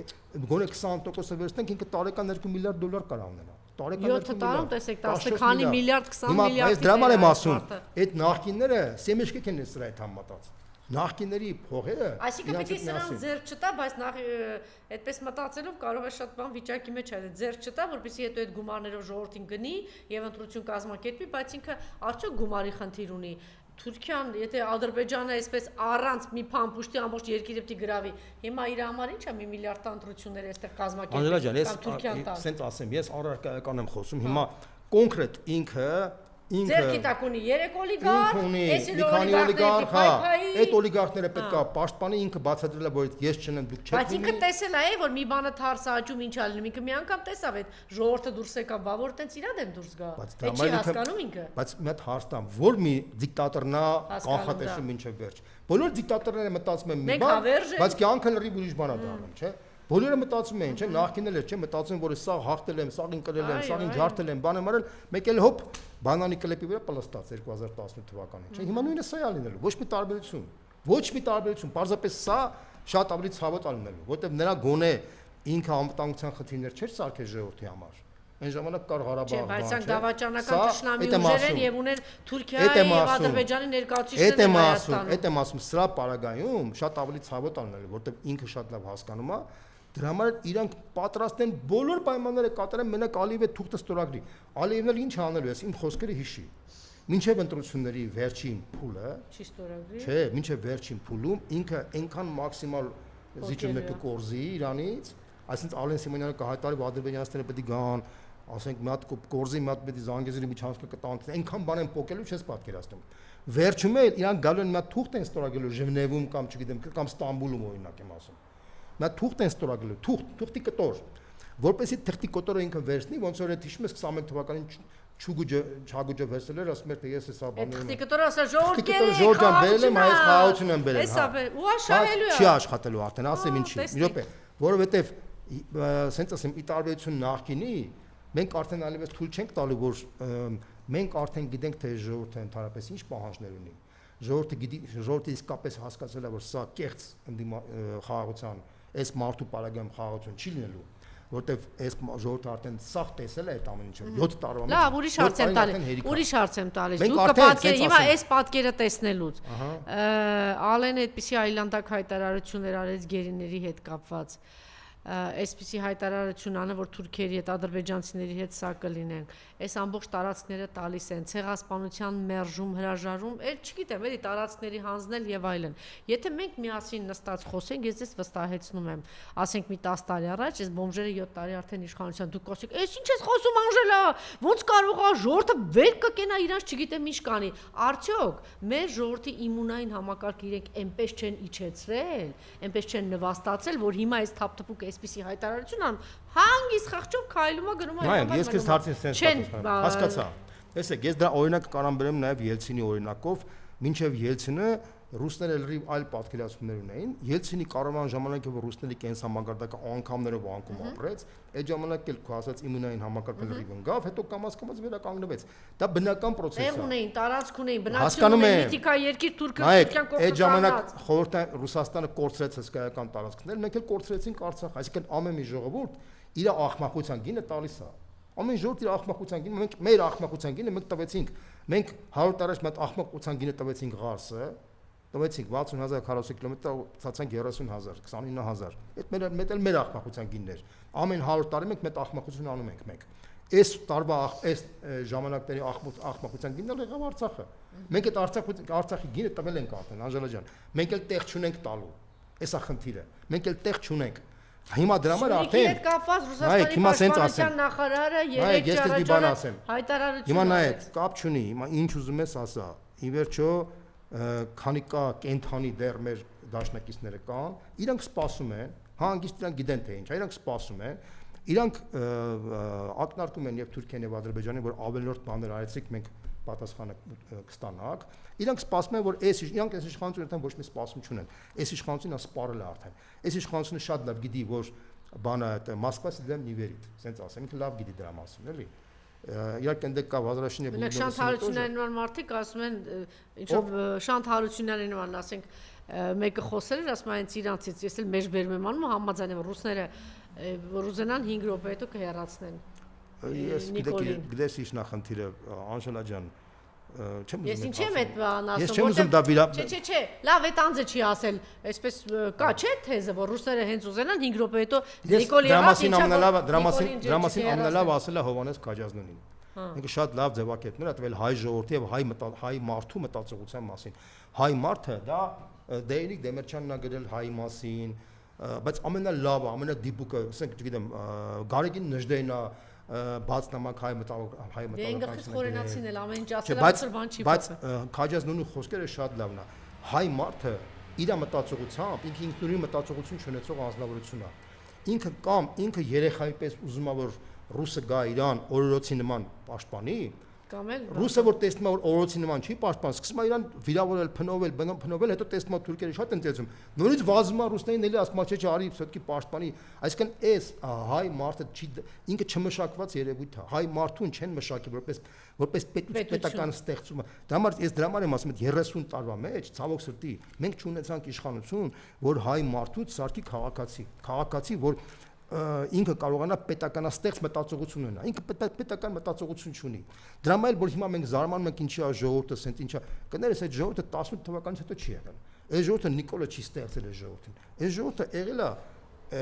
էսենց եղել արդեն մինչև Նիկոլը 30 տարի անկախ Հայաստանում եղել է։ Եթե մենք մի շուտ մտածում ենք ջղայնանում ենք ինչի է, ապա այդ խնդիրները հարցերը պետք է տանք այն մարդկանց, ովքեր նախկինում եղել են, որտեղ այս ժողովուրդը ձևավորումը մտածողությունը այդ ժամանակ է ձևավորվել։ Էսի դա ողբերգական ձև է, նույնց եմ ասում, սենց մտածողություն դա ողբերգություն է։ Ավելին կարամ ասեմ, այս մտածողությամբ այս ժողովուրդը ապագա չի կարող ունենալ այս տարածաշրջանում։ 100% եմ ասում։ Միլիոն տոկոս եմ ասում, այս ժողովուրդը այս մտածողությամբ ոնց է պատկերացնում, ասում եք ժողովուրդը կգա եւ դա չի։ Ասեմ, մի րոպե, մի տարբերություն կա։ Ասեմ, այս ժողովուրդը ինտուիտիվ հասկացել է, որ այս իշխանությունը իրան տանում է դեպի գերեզման։ Ինտուիտիվ հասկացել է։ Դուք այն գործիչներից եք, որ շրջում եք շրջաններով եւ տեսնում եք ինչ հակառուսական տրամադրություններ կա։ Նայեք այդ հակառուսական տրամադրությունները։ Այսինքն հակահայկականա, չէ՞, այս փուլում, այս իրավիճակում։ Այդ հակառուսական տրամադրությունների այռուցի բաժինը դա խռովության էլեմենտ է։ Ոչ թե հակառուսական տրամադրությունն ի սկզբանե։ Դա 10% է, 15% է տենց։ Մնացածի հակառուսական տրամադրությունը ինքը մարդիկ խռովել են, մարդիկ այդ քաջազունի խոսքերն եմ ասում։ Մարդը մտածել է, որ ռուս ժողովուրդը ի վերուս պետք է գա իր կյանքը բարելավի, իրան պետք է պաշտպանի, իր տունը պետք է սարքի, բայց որ չի սարքել, չի պաշտպանում, ուրեմն ինքը վատն է։ Հասկանում ես, այդ է իր մտածողությունը։ Բայց դա ոչ մի բան չի նշանակում, հենց որ պրակտիկ օրինակ հիմա գնանք հարցում անենք, դուք պատրաստ եք կողմ եք, որ Հայաստանը ԵԱՏՄ-ից դուրս գա։ 90%-ը դեմ է դրա։ 90%-ը։ Ես ասեմ դες իմանա, կամ դեմ եք, որ կողմ եք, որ բազաները դուրս բերեն, 90%-ը դեմ է։ Դու չես պատկերացնում։ Այս մարդը ինքը չմշակված մարդ է, չմշակված, ինքը նեղացած է Ռուսաստանից։ Բայց ինքը դեմա որ ԵԱՏՄ-ից դուրս գանք, չի ուզում որ ռուսական բազա, ինքը էլի ասում է, գիտես ինչ, իմ papan ինձ վատ է պահել, բայց papas հանգարց հերս չտանի։ Այս մտածողությունն է, դա ինքը երեխայի մտածողությունն է։ Բայց այդ երեխայի մտածողությունը ինքա մեղքը չի։ Ցանկացած ժողովրդի վերնախավն է սարքում։ Այդ անտեր վերնախավը չի սարքել։ Այդ վերնախավը 30 տարի վարչա բյուրոկրատական վերնախավ է եղել։ Էսի սենց ասենք ես սենց ես քո դու ինձ այսենց վերնակուբի պրապե վերնախավա ձևավորում մեր մոտ։ Էսա իրականությունը։ Մենք չխափենք մեզ իրար։ Հասկանում ես ինչ նախնդիրը։ Հիմա այս փուլում տեսնելով Նիկոլի եւ իր թիմի ինչ գործունեություն են ծավալում արդեն 1 ամիս, դուք պարզ է չէ որ Անայի ակտիվությունն էլ տեսել է պատրաստվում է ընտրությունների են գնում։ Իդեպ այդ իմ քայլը բարձվում է ու որտեղ որ իբրև թե կրթելուց ինչ անում, կրթում է։ Հա? Ոնց էր կոչում։ Կրթվել են նորաձև է, չգիտեմ եսի ինչ անում, ամենտեղ օջախներ է ստեղծում, ասում են դա շտաբների նման բան է, ասում է ոչ, տեսեք իրենք ոնց են աշխատում։ Ես ուղղահեր տեսեք ոնց է աշխատում ընդդիմություն է, սիրակալ ընդդիմություն։ Բայց հիմա մի րոպե, իրանք աշխատում են իրանց համար, դա ճիշտ է, նրանք որ աշխատում են։ Ես իրանց ինչ պետք է ասեմ, ասեմ ինչ եք աշխատում։ Չէ, ես հարցը ասում եմ արդեն ընդդիմությանը, այ հարցը ընդդիմությանը, այ հարցը ընդդիմու հարգելի ընդդիմություն։ Ինչով ես դու զբաղված այսօրվա դրությամբ, այդ հարցը դու։ Հիմա դու ինձ ով գալիս է ստեղ, ամենքին sense անկյունը կողքի ասեն ինչով եք զբաղված, ասեմ դες ոչինչով ես զբաղված չեմ, ասեմ ես քեզ օդի ասում եմ։ Ես թվում անդիմությունը այստեղ նորմալ գալիս է 3 հատ խիստ հարց եմ տալիս, մյուս օրը չեն գալիս։ Բայց դրա համար գիտեմ գիտես թե հարցեր է բարձրացելու։ Այո, բայց դրա համար այդ է իրականությունը, մեր մոտ այդ ցավոքսուտի մեր մոտ ընդդիմությունը ձևավորված չի։ Դրա համար էլ ասենք դու որ Հայաստան դաշինքից, հայ-ափական դաշնակ։ Նիկո նա երբ որ դու ընդդիմությունը ձևավորված չի։ Ինչ ես նեղանում իրանց։ Հարցեր ես բարձրացնում, արդեն որոշում է որ մեր դեմ չգիտեմ ինչա։ Տարական բան ասես գնացել ես ազգային ժողով, վերընկած ես։ Ինչի՞ չես գնում քո կռիվը տաս։ Ինչ ես վախենում Նիկոլից, ինչի՞ չես գնում Նիկոլին հարցած։ Եթե դու գնացել ես կնոպկա սեղմող падգամավոր եք, այդեղ Հայաստան դաշինքից մի 7 հոգի պատիվ ունեմ ամբողջությամբ կնոպկա սեղմող падգամավորներ են, ինչ են։ Ընդդիմությունը պետք է աշխատի սեփական ժողովրդի հետ։ Ինքը այլևս այդ մենակ հիմա տեսեք իշխանությունը աշխատում է նորմալ է ճիշտ տանում որ աշխատում տեսեք մի փոքր սկսեցի խորհրդարանում այս թալանի թեման բարձրացնել ակտիվություն եղավ այս իշխանությունը սկսեց խախտել քնեցի գնացի մոռացան արդեն փախան գնում կնոպկան սեղմում է փախնել այդ դալիճից փախնել դա կարևոր չի կարևորը ուրիշ բան է մեջ գիտես կարևորը պետք է պատրաստել այ կարևորը պետք է սեփական ժողովրդի հետ երկխոսան մեջ մտնել աշխատել ժողովրդի հետ կառույցներ սարքել ժողովրդի հետ որպեսզի այդ կառույցներով աշխատես եթե դու այդ բանը չես անում բայց օպշին գալիս է սկսում ես մեղադրել որ բան ասենք իշխանությունը Անում ես պարզ չի։ այդտեղից են ես բարձրացնում, այդ երկու հատ խալանի բան բարձրացեցին, վատեն, բայց հետո տես թողնում են ու գնաց, վсё, վերջացավ արդեն։ Գնացինք մեզ համար տեսնենք ինչ են անում, երկու հատ հարցազրույց են տալիս, իբրև թե աշխատեցին, Ես մի բան գիտեմ, հաստատ կարամ ասեմ, որ իսկապես մեր թեմաներն են որ կա, որ մենք չբարձրացնենք։ Հիմա մեր ժողովրդին մեղադրել պետք չի, արդեն մեր ժողովուրդը լրիվ հասունացած ժողովուրդ է։ Նույնիսկ, բայց ինքը հասունացել է ոչ թե այս ընդդիմության շնորհիվ, այս ժողովուրդը հասունացել է ինքնուրույն, ինքնուս հասկացել է, մտածել է։ Նիկոլի շնորհիվ նաև, այնքան բաներ անում։ Այո, իշխանությունը տեսել է ինքը կենթանի շփվելով իշխանությունը, տեսնելով իր սախ թե այն թեզերը, որ կյանքի չկոչվեցին, ինքը արդեն հետևություն անում, որ այս իշխանությունը արդեն իրան սպառել է։ Այս ընդդիմությունը ոչ մի անով օգուտ չի տվել իրան։ Էսի դա հաստատ եմ, ասենց ասեմ ես։ Ու ես կարծում եմ, որ հաջորդ անգամ իշխանապողությունը իսկապես պահանջ լինելու, որ իսկապես այդ իշխանապողության ժամանակ արդեն մարդիկ կտեսնեն թե ով է։ Շատ լավ։ Լավրովը եկավ, մենք առաջ չենք ունեցել խոսելու։ Եկավ եւ տեսեք այնտեղ հարցեր կար, որ էլի փորձում էին ամեն ինչ անել, որ Ռուսաստանն է թողել, Ռուսաստանն է դավաճանել, թեպետ պատասխանը տվեց։ Հետաքրիր է, որ Պաշտպանության նախարարը 3 էր, թե 3 չառաջ ասած լավ չեմ հիշում, որ ասեց այո, այդ վտանգը դեռ կա, Սյունիքի բան ինչով է պայմանավորված էս։ Մանշալա ջան, Սյունիքի վտանգը որ կա, մենք դի Պաշտպանության նախարարը ասի։ Այդ առաջինը դրա մասին արդեն ասում են ռուսները, դրա մասին ասում է Պարսկաստանի պաշտպանության նախարարը, դրա մասին ասում է Միացյալ Նահանգների պետքարտուղարը, այդքան բանից հետո մեր պաշտպանության նախարարը ամոթից մի հատ ինքն է ասում, որ մենք միշտ ունենալու ենք Սյունիքի վտանգ։ Եթե մենք չունենք բալանսավորված ուժ, մենք այսօր թույլ ենք Թուրքիայից ու Ադրբեջանից։ Ինչքան մենք սենց մենակ մնանք, ինչքան այս մարդը մենակ է մեզ թողել, կանխը մտածված է մենակ թողել։ Ինչի է մենակ թողել, որտեղ ինքը օբյեկտիվորեն շահագրգռված չի, որ մենք Ռուսաստանի հետ դաշնակից ունենանք, որտեղ դաշնակցությունը Ռուսաստանի հետ իրան ավտոմատ թռցնելու է իշխանությունից։ Իր իշխանության պահպանման համար ինքը Հայաստանը մենակ է թողել։ Սա է ամբողջ խնդիրը, Անժելա ջան, այս ամենակենտրոնական խնդիրը սա մեջ է։ Ինքը իր իշխանությունը պահպանելու համար, որպես իր իշխանությունը չփլվի, ինքը Հայաստանը մենակ է թողել եւ Պարբերաբար ինքը սպառնալիքի տակ է մտած, Հայաստանը սպառնալիքի առաջ կանգնած։ Անընդհատ ժողովուրդը, դա բնազդորեն ժողովուրդը հասկացել է։ Բնազդորեն ժողովուրդը առանց ընդդիմության օգնության, ընդդիմությունը ոչինչով չի օգնել ժողովրդին հասկացնելու համար։ Այս ընդդիմությունը զրոյական արժեք ունի այս ժողովրդի պետության այս բանի համար։ Ինքը զրոյական արժեք ունի, ինքը իր գոյությամբ կամ չգոյությամբ ոչ մի բանով չէ տարբերվելու, որ ինքը լիներ կամ չլիներ այս պարագայում։ Ես 100% բան եմ ասում։ Այս է իրականությունը։ Հիմա Լավրովի այցի հետ կապված։ Ուրեմն դուք գիտեք, որ հիմա ռուս-ադրբեջանական հարաբերությունները լարվում են։ Ինչի են լարվում։ Ֆորմալ պատճառը տրիգերը եղավ այն ինքնատիռի բանը, կատաստրոֆան, որ եղավ, երբ որ մեղադրեցին ռուսական կողմն էլ ներեգություն խնդրեց, Պուտինը ներեգություն խնդրեց, բայց իրանք ասին, որ դա քիչ է, պետք է պաշտոնական ներեգություն լինի եւ պետք է մեծ կոմպենսացիաներ լինի, որից ռուսները հրաժարվեցին։ Բայց դա իմ կարծիքով պատրվակ էր։ Ավելի առանցքային գլխավորը այն էր, որ Իլհամ Ալիևը որոշել է ռազմավարական իմաստով փոխել Ադրբեջանի վեկտորը։ Այո։ Ինքը արդեն հայտարարում է, որ ինքը ոչ թե 10 միլիոնանոց Ադրբեջանի ղեկավարն է, այլ ինքը արդեն 170 միլիոնանոց թուրքական աշխարհի լիդերներից մեկն է։ Մեկ Էրդողանն է, մյուսը ինքն է։ Այսինքն ինքը համարում է, որ ինքը արդեն 170 միլիոն թուրքերի մանից է խոսում։ Ինքը մտածում է, եթե Պուտինը 140 միլիոն, 150 միլիոնոց Ռուսաստանն է ներկայացնում, ինքն էլ 170 միլիոնոց թուրքական աշխարհը ներկայացնում, ուրեմն պետք է մենք գոնե հավասարի պես լինենք։ Ինքը իր մտածողությունն է ասում։ Նաև այդ Պակիստանի վարչապետը, տեսեք այդ հայտարարությունները, ինչ Արցախից ինչ հայտարարություններ եղան։ Հիմա ասեմ ինչ հետևանքներ։ Ինչ եմ ասում, անցած անգամ դրա մասին խոսում էինք, չէ՞ որ մենք էլ կարող ենք Հնդկաստանի այս բանը ասել։ Հիմա մի կողմ թողնենք մեզ էլի, մեզ էլ մենք ինչեւ մեզ գալա, մենք պետք է մի հատ խելքի գանք, նոր քննարկենք թե Հնդկաստանով աշխատենք, թե մանով Ավստրալիայով աշխատենք։ Ես առաջարկում եմ մինչև այս իշխանապողությունը ես չեմ ոչ մի բան հերանեկար չեմ տեսնում, որովհետև այս մարդկանց միջոցով ոչ մի բան հնարավոր չի աշխատել։ Ոչ մի բան։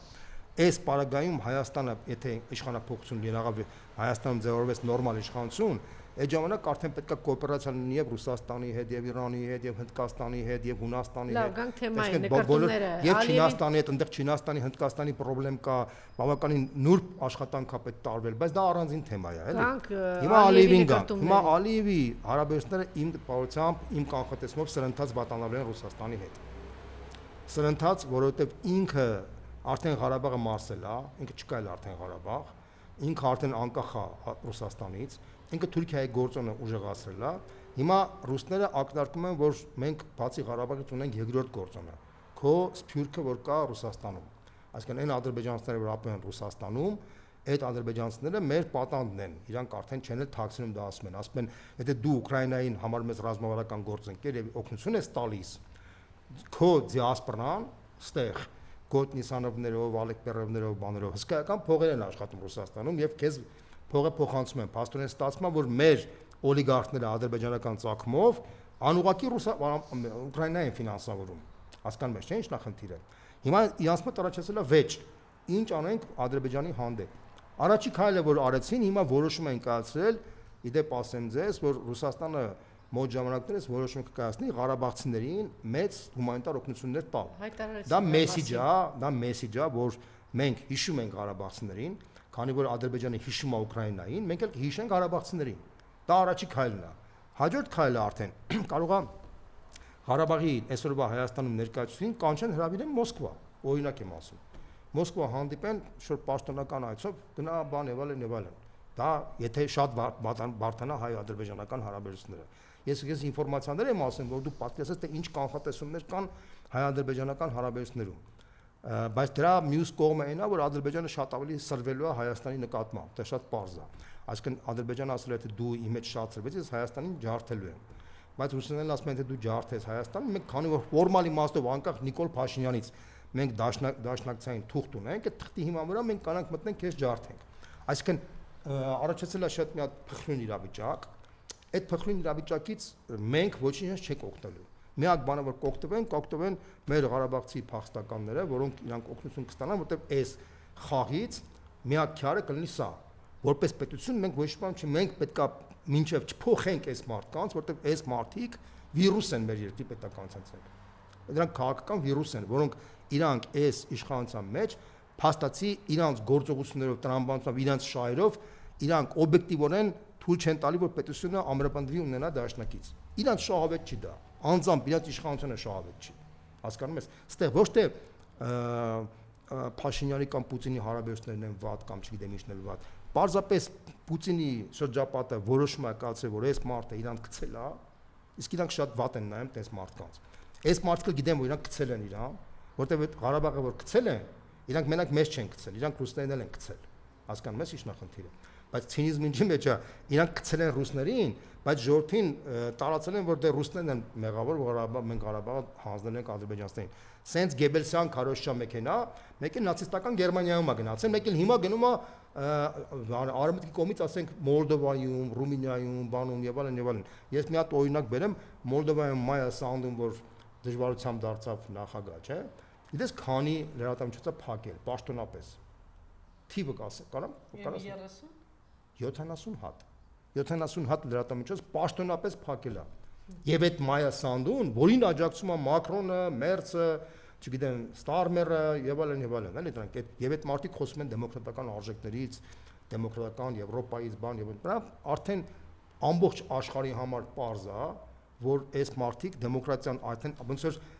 Բրեժնևը այլասերեց կոմունիզմը, չէ՞, կոմունիստական արժեքներով սկզբից հավատում էին, հետո եկավ Բրեժնևը վերջնականապես վերջի քարը դրեց այլասերման բանի, կոմունիզմի վրա իր թալանչիական կոռումպացված համակարգով, բան հետո Գորբաչովը եկավ փոխել, բայց փլվեց այդ կոմունիստական։ Հիմա այդ այսպես ասած գլոբալիստական դեմոկրատական այդ համակարգը վերջին ժամանակներն է ապրում իրա։ Շատ լավ։ Մարտի 1-ի շահարկումը ինչ որ բան տալու է Նիկոլին, թե այլևս սպառված թեմա է։ 0։ Այո, որովհետև մարտի 1-ի այսինքն տանել դատարան նախագահին, բան։ Դե դրանք սա, դա գիտես ինչ արդեն հանրային գիտակցության մեջ արդեն չի ազդում։ Եթե մարտի 1-ի արդյունքում զոհվել է 10 մարդ, պատերազմի արդյունքում զոհվել է 5000 մարդ։ Հիմա 5000 մարդ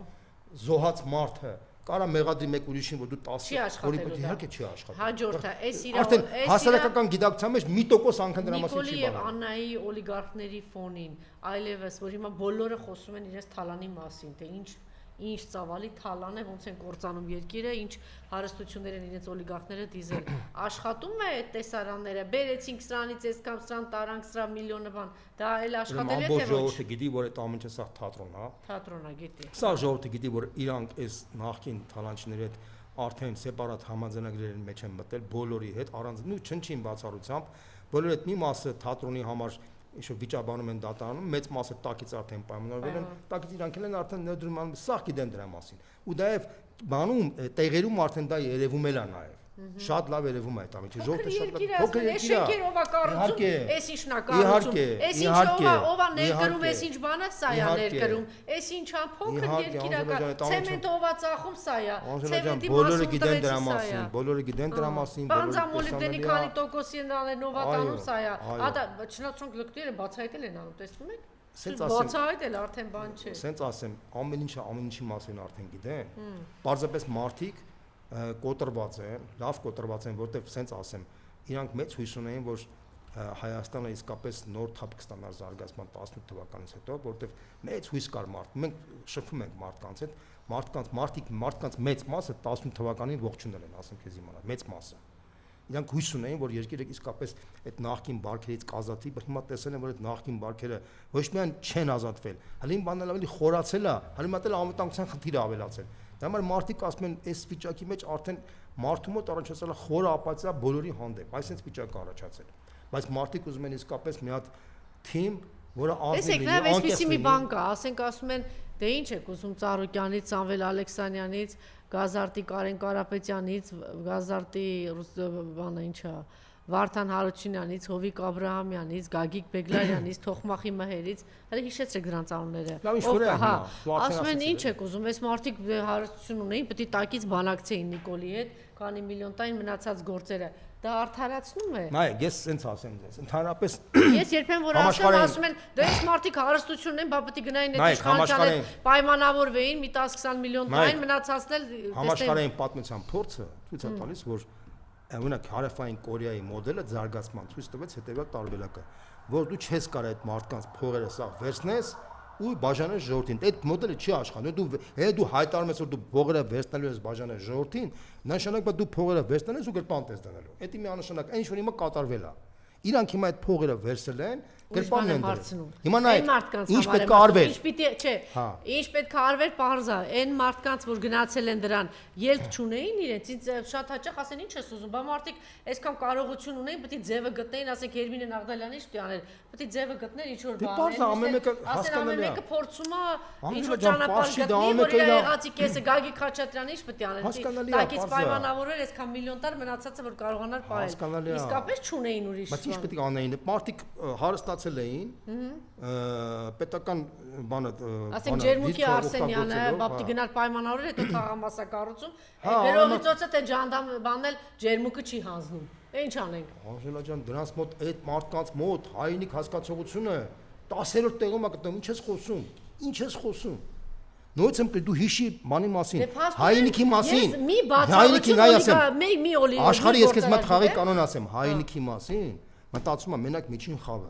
հարուստ մարդիկ եւ աղքատ մարդիկ հայինիքի զգացողություն չունեն, աղքատ մարդը չունի, որտեղ ինքը սոցիալական բաների մեջ ճգրված է, հարուստ մարդը, որտեղ ինքը աշխարհը քաղաքացի է, ինքը տուն ունի եւ Հայաստանում եւ Վրաստանում եւ Էմիրատներում եւ Ամերիկայում եւ Եվրոպայում, ինքը ամենտեղ կարա գնա ապրի, plus իր համար հայինիքը պայմանական կատեգորիա է դարձել։ Նույն աղքատ մարդը, քանի որ ոչինչ չունի, այն բանը ինչի պրոլետարիատը, բանը ինչի Լենինը հենվեց հենց աղքատ մարդկանց վրա, որ ասել բան շղթաների բացի ոչինչ չունի, որտեղ այդ աղքատ մարդու համար հայինիքի հասկացողություն չկա։ Միջին խավն է, որ ունենում է հայինիքի զգացողություն, որտեղ ինքը ունի տեղում ապրող սեփականություն։ Վերաբերվենք այդ բոլորին, Բեգլարյանին, Մեղամտաբար իմաստ, որն ասենք դες մարդիկ ինչ պետք է անեն, դրանց եղածը պահին գնացին Նիկոլի հետ, Անայի հետ գնացին, Անային մուծեցին։ Նայ, վերաբերվես։ Այդ իրականությունն է, այդ մարդիկ պարզապես իրանք իրանց կյանքով, իրանք ոնց որ տենց ապրել են, իրանք տենց էլ ապրել են, իրանք միշտ տենց են եղել։ Պարզապես ապագա Հայաստանում իրանց անուն ազգանում այլ որ ոչ մտեղ չի լինելու։ Իրանք կարող է իրանց բանը երեխեքը իրանց բարեկամները, ծնողները բիզնեսի մեջ մտնեն, դա նորմալ է, թող աշխատեն, իրանց փողը որ աշխատի բիզնեսի մեջ, մենք Հայաստանը դրանց կշահի։ Բայց իրանք որպես անուն ազգանունով մարդիկ իրանք արդեն հանրային դաշտում չեն լինելու, որտեղ իրանք բացասական իմաստով մարդիկ են ընկալվելու հայ մարդը արդեն իրանց բացասական որտեվ այդ մարդը ինչ արել փողը դիզելա հետո կելա երկիր ծախողի ծախելա բանալ այդ մարդը ասենք հա կարող է վաղը որ գնա գերեզման իրան իր բարեկամները գան բանան բայց ինքը հանրային կյանքում ինքը գոյություն չի ունենալու բայց կասեցին մնացած միլիոնները սպանեցին ես բան ասեմ օրինակ Անտոն Քոչինյանը օրինակ Կարեն Դեմերչյանը Յակոբ Զարոբյանը բանը ինչ են ասում Գրիգորի Հարությունյանը Խանջյանը իրանք միշտ ունենալու են իրաց տեղում ունենալու են ասեմ քեզ իմանաս վաղվա Հայաստանում ավելի մեծ տեղ են ունենալու որտեվ այսօրվա Հայաստանը իրաց լավ չի գնահատել որտեվ այսօրվա Հայաստանը ինքը օրվա կուրսի Հայաստան է եղել ցավոք սրտի մենք իրական պետականություն չենք տեսել մենք իրական պետականությունը կտեսնենք այս մարդկանց վռնդելուց հետո երբ որ կգան բոլորովին նոր մարդիկ այդ նոր մարդիկ կգան եւ նոր մարդիկ կկերտեն այդ պետականությունը որտեվ մինչեւ դու չկերտես իսկական պետականություն բարիս բուն իմաստով ոգու պատմությունով քո բանով որպեսզի քո ժողովուրդը ճանաչի Տիգրան Մեծից սկսած բոլոր քո թագավորներին բացասական եւ դրական կերպարներին գործիչներին սխալներին եւ ճիշտ բաները մինչեւ չճանաչի դու չես կարող հիմա հաջորդ հարցը ուզում եմ հենց հատկապես ձեզ հետ քննարկել որովհետեւ ես գուցե երկրորդ, երրորդ գիտեմ, բայց 4-րդ, 5-րդ այդպիսի ողջամիտ մարդ չգիտեմ։ Դրա համար ուզում եմ ձեզ հետ քննարկել, գիտեմ, որ այս հարցում մենք նույն կարծիքը ունենք։ Տեսեք ինչ է կատարվում հիմա երկրորդ եւ երրորդ նախագահների թիմերում։ Իրար դեմ ինչ է տեղի ունենում։ Սա ինչ որ երրորդ ուժեր կան երկրորդ նախագահի կողմը, որ սնվում են, ասենք Խաչատուր Սուքիասյանից եւ Նիկոլից դրա համար են շահագրգիռ, հարցս միջև վերջ տամ, կամ կան շահագրգիռ մարդիկ, որ նստած էին ինչ որ բանտում դուրս են եկել, հիմա պետք է օրինակ այս հիշեցնեմ, էլի, ողջ է հիմա ապրում է Աղվան Հովսեփյանը, ես թույլ չի տա, որ ես սուտ խոսեմ, չնայած այսպես ընդամենը ժեստով ասեց, կարևոր է, ես ներողություն եմ խնդրում, այսպես անձնական զրույց եղել, բայց պարոն Հովսեփյան հարկ եմ համարում սա հանրայնացնել, կարծեմ մի անգամ եմ ասել, երբ որ Նիկոլ Փաշինյանը նստած էր, ես դե որպես խմբագիր աչուծախ ամեն ինչ անում էի ազատ արձակեք Նիկոլին եւ այլն, գիտեք որ պայքար կար Նիկոլի համար եւ մի օր ասեց էլի այդպես խոսում էինք դատախազեր ասեց Անժելա հանգիստ հիմա առաջիկայում դուրս կգա եւ խելոք անելու է այն ինչ որ իշխանությունները ասեն հիմա մարդիկ կային որ նստած են հենց որ դուրս եկան սկսեցին Ռոբերտ Քոչարյանի դեմ ինչ որ բան կասկած կա, գուցե իշխանությունը պատվերատվել դրա համար անում են եւ ասենք ինչ որ մեկն էլ կա փող է աշխատում եւ պիտի ճարպիկ Երևա եւ գնա Սերժ Սարգսյանին ասի տեսեք ես այ Ռոբերտ Քոչարյանին ոնց որ թե այդտեղ բաները մեսիջներ ա եկել Ռուսաստանից ինքնաթեկնածուն ես իրա դեմ եմ անում իմ գումարները ավելացրեք ես ուզում եմ հասկանալ այս ճարպիկ տղերքի խայծն է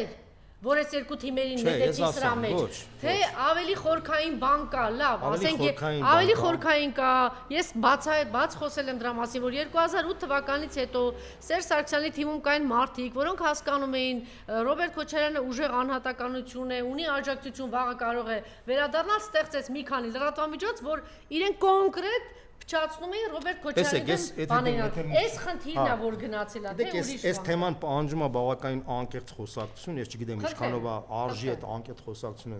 ստեղծ բանանել ոնց վերջ տակ ես ամեն ինչի հա ես հիմա սենց ձևակերպեմ իսկապես Ռոբերտ Քոչարյանի կառավարման 10 տարիները շատ հաջող էին բացասական շատ բաներ կային եւ ես նկատի ունեմ եւ հոկտեմբերի 27-ը եւ մարտի 1-ը եւ բազմաթիվ բռնաճնշումներ կային։ Պատասխանատու Նիկոլն էր իր Լևոն Տեր-Պետրոսյանով։ Իր կառավարման, բայց իր կառավարման ժամանակ եթե մենք տեսնում ենք ընդհանուր երկրի զարգացման տեսակետից, տնտեսական զարգացում, օրինակ ես թվեր եմ ասում, բյուջեն մեծացավ 8 անգամ։ Համախառն ներքին արդյունքը հնա, այսինքն էկոնոմիկան մեծացավ 6 անգամ, 2 միլիարդից դարավ 11.6 համարյա 12 միլիարդ դոլար։ Կենսամակարդակը մարդկանց 5-ից 6 անգամ բարձրացավ։ Մարդկանց տաները 8-10,000 դոլար են, դառան 40-50,000 դոլար։ Տոմսի հետ էին փոխում տանում նստած դարձան մարդիկ ռեալ աշխատավարձներ ստացան։ 2000-3000 աշխատավարձները ստանում են արդեն 40-50,000 դրամ։ Թոշակ գոյություն չուներ, սկսեցին թոշակ ստանալ։ Իրա կառավարման հետո արտաքին քաղաքականության մեջ կոմպլեմենտար քաղաքականության արդյունքում Հայաստանը համ Եվրոխորհրդի անդամ դարձավ, համ եվրոպական կառույցների մեջ էր մտնում։ Ամերիկայից ամենաշատ գումարն է եկել։ Ամերիկայից համ Լինսի հիմնադրամ, չգիտեմ, հազարամյակների հետ կապված, Ռուսաստանի հետ փայլուն հարաբերություններ։ Այսինքն իրա կառավարումը եղել է Հայաստանի այս 30 տարվա ամենահաջող տարին։ Դա միանշանակ դա, ասենք Տեր-Պետրոսյանի ժամանակ դրական է, որ մենք կարացանք հաջողություն արձանագրենք, հաղթանակ տարանք Ղարաբաղում, իր Քոչարյանի ժամանակ բոլոր կոմպլեքս մակարդակով հաջողություններ ունեցավ։ Եվ Բայց մի հատ մինուս կար։ Այդ մարդը շատ ունիկալ եւ զարմանալի ձևով այդ մարդը ասում էր, որ իմ կուսակցությունը իմ ժողովուրդն է, ինքը կուսակցություն չունեցավ։ Եվ ինքը ոչ թե փոխանակ դրանով ինքը մտածեր մտորումների մեջ թե ինչի կուսակցություն չունի, ինքը հպարտանում էր դրանով։ Որի արդյունքում այդ հաջողությունները մնացին անտեր։ 2008 թվականից երբ որ ինքը թողեց իշխանությունը, Բարգավաճ Հայաստանը չկարողացավ։ Տեսեք, Բարգավաճ Հայաստանը իր կուսակցությունը չէր։ Շատերին դες թվում էր, բայց ինքը իրականում անկեղծորեն ինքը համարում էր, որ այդ ինքը որ ինքը անում է, տենց մարդիկ պետքա կուսակցություն չունենան։ Չնայև համաշխարհային պատմության մեջ չկա տենց պրեցեդենտ, որ մարդը կուսակցություն չունենա։ Շարլ դե Գոլը կուսակցություն ունեցել է, Պուտինը կուսակցություն ունեցել է, Տրամպը կուսակցություն ունի։ Աշխարհում չկա տենց մարդ, որ կուսակցություն չունի։ Առանց կուսակցության դու չես կարող քո հաջողությունը, հետո գայում կապիտալիզմ դեպս պատմության համար։ Հիմա այդ մարդը, քանի որ ինքը այդքան դրականը անելով, ինքը մի հատ ключевой բացական բան, ինքը փաստացի չունեցավ կուսակցություն, հա, ու ինքը հանձնեց մեկ ուրիշ մարդու իշխանությունը, այդ մեկ ուրիշ մարդը տեսնելով այս դրական բալանսը, ինքը պետք է կամ ավելի լավ մակարդակի տաներ, չէ, կամ չգիտեմ, օբյեկտիվորեն պետք է խանդեր այս մարդուն։ Դա շատ հասկանալի եւ տրամաբանական բան է, որովհետեւ խանդելուց բացի պոտենցիալ, եթե դու հանգարց անհաջողություն ես բերում, կարող է պետք է պոտենցիալ այդ մարդու վերադարձի վտանգ լինի, չէ, իր համար։ Դրա համար այս մարդը, խոսքը երրորդ նախագահի մասին է, հենց 2008 թվականից հետո սկսեց պրոֆիլակտիկ մակարդակով այդ մարդուն սկսեց վարկաբեկել։ Շատ պարզ, ես նույնիսկ եմ ասում, քաղաք մարդկային իմաստով միգուցե հասկանալի է, չէ, հասկանալի չի մարդկային իմաստով, իրանք ընկերներ էին։ Չէ, մարդկային իմաստով իրանք ընկերներ էին, դա հասկանալի չի, բայց քաղաքական տրամաբանության մեջ, եթե դու փաստացի տես ինչ արեց, Սերժ Սարգսյանի ցավոք 10 տարվա մեջ իր բյուջեն 12 միլիարդ մնաց 10 միլիարդ հանձնեցին, բայց ավելացավ պարտքը 4.5 միլիարդ դոլարով։ Իր համախառն ներքին արդյունքը, բյուջեն, մեծ հաշվով ոչինչ չավելացավ։ То есть իր ժամանակ մենք ունեցանք փոքր բիզնեսի ոչնչացում 2008 թվականից հետո։ Իր ժամանակ ճիշտ է համաշխարհային ֆինանսական ճգնաժամ եղավ, բայց դրամը 25%-ով փաստորեն արժե զրկվեց։ Այն ժամանակ, երբ որ մենք անընդհատ ասում ենք, որ չի կարելի թողնել բանը դրամը sense չի կարելի թողնել արհեստական պահել, մոտավորապես $800 միլիոն ծախսեցին որ արհեստական պահեցին, հետո վերջում մի օրվա մեջ մի քիչ մեջ 20%-ով Տիգրան Սարգսյանի հետ։ Հիմա ինչ եմ ուզում ասեմ, այդ ամեն ինչը սա իր վրա գումարվեց։ Փաստացի կարելի ասել որ Սերժ Սարգսյանի նախագահությունը անհաջող անցավ։ Ես sense ձևակերպեմ։ Բայց տենց չի, ասենք անհաջող անցավ, բայց ինքը այնուամենայնիվ արտաքին քաղաքականության մեջ կարողացավ Ղարաբաղյան բանակցությունները նորմալ պահել, անվտանգային համակարգեր չունեցավ, то есть տենց չի որ իր մոտ, այսինքն ինքը արտաքին քաղաքի ոլորտում այդ հարցերը պահեց, բայց նաև հայ-ռուսական հարաբերությունների մեջ էլ մենք հարված ստացանք։ Ինչու՞, որովհետև երբ որ 2009 թվականից սկսեց արևելյան գործընթացի քաղաքականությունը, դրան զուգորդվեց նաև հայ-թուրքական process-ը, այդ երկու process-ները իրար զուգորդվելով բանին երրորդ նախագահին թվաց որ եթե ինքը հիմա խորացնի արևմուտքի հետ հարաբերությունները, ապա դրանով Հայաստանը ավելի կլայնի իր բանը, բայց դա սխալ հաշվարկ էր, որի արդյունքում Ռուսաստանը ըստ էության Ռուսաստանն իր մեղքը ունի, որտեղ Ռուսաստանը փոխանակ հրապարակային հասարակությունների հետ նաև աշխատի, ինքը մենակ կուլուարների է աշխատել, մենակ կուլիսային աշխատել, ինքը որի արդյունքում տեսնելով որ Հայաստանը շեղվում է դեպի արևմուտք, ինքը սկսեց ակտիվորեն զինել Ադրբեջանին։ Ակտիվորեն զինեց Ադրբեջանին եւ ասեմ ձեզ 2013 թվականին օգոստոսի 20-ին կնքեց ավելի քան $5 միլիարդ զենք 20 զենք զինամթերքի մատակարարման պայմանագրեր։ $5 միլիարդ։ Այսինքն սա պատասխաններ Սերժ Սարգսյանի եւ քաղաքականության։ Սա եւ քաղաքականություն ասեմ ձեզ։ Սա ռայք Ռուսաստանը ոչ թե եւ քաղաքականություն էր։ Տեսեք Ռուսաստանը, հա, այսեք Հայաստանը մինչև 2008 թվականը այ եղել է եւ քաղաքականություն ա վարել, բայց եւ-ը ի՞նչ է նշանակում։ Դու կարաս եւ ասես հիմա էլ է եւ քաղաքականություն։ Բայց եկեք ասենք որ մինչև այդ Ռուսաստանն էլ այդ քաղաքականությունը վարում, ասում էր ես հավատում էի։ Նայ, մի րոպե ասեմ ձեզ։ Ուրեմն եւ-ը դա լայն հասկացողություն է։ Եվ դա նշանակում է կենցաղային մակարդակով եւ Ռուսաստանի հետ լավ ունենք եւ Արևմուտքի հետ լավ ունենք, բայց Քոչարյանի ժամանակ ինքը ասում էր այդ եւ պետք է ասիմետրիկ բնույթ կրի, որտեվ Ռուսաստանը մեզ տալիս է անվտանգություն եւ ինքը օբյեկտիվորեն ավելի շատ է ներկայացված տնտեսության մեջ, որտեվ ինքը հարևան երկիր է, քան արևմտյան երկրները, բայց արևմուտքից մենք պետք է ստանանք տեխնոլոգիաներ, բաներ եւ այլն եւ այդ փոխլրացման քաղաքականությունը շատ հաջող էր գնում։ Ընդ որում ասեմ, որ նույն Քոչարյանի ժամանակ մենք ՆԱՏՕ ետել ենք համագործակցություն շատ ակտիվ մակարդակով, հետո այն ժամանակ Ռուսաստանի եւ Արևմուտքի հարաբերությունները այդքան լարված չէին։ Այսինքն քանի որ դու լարված չէին, դու կարող էիր լուրջ մեծացնել։ Հիմա որ հետո որ լարվեցին 2009 թվականից հետո հատկապես 2014-15 թվականից հետո որ լարվեցին, այդ լուֆտը արդեն նեղացավ։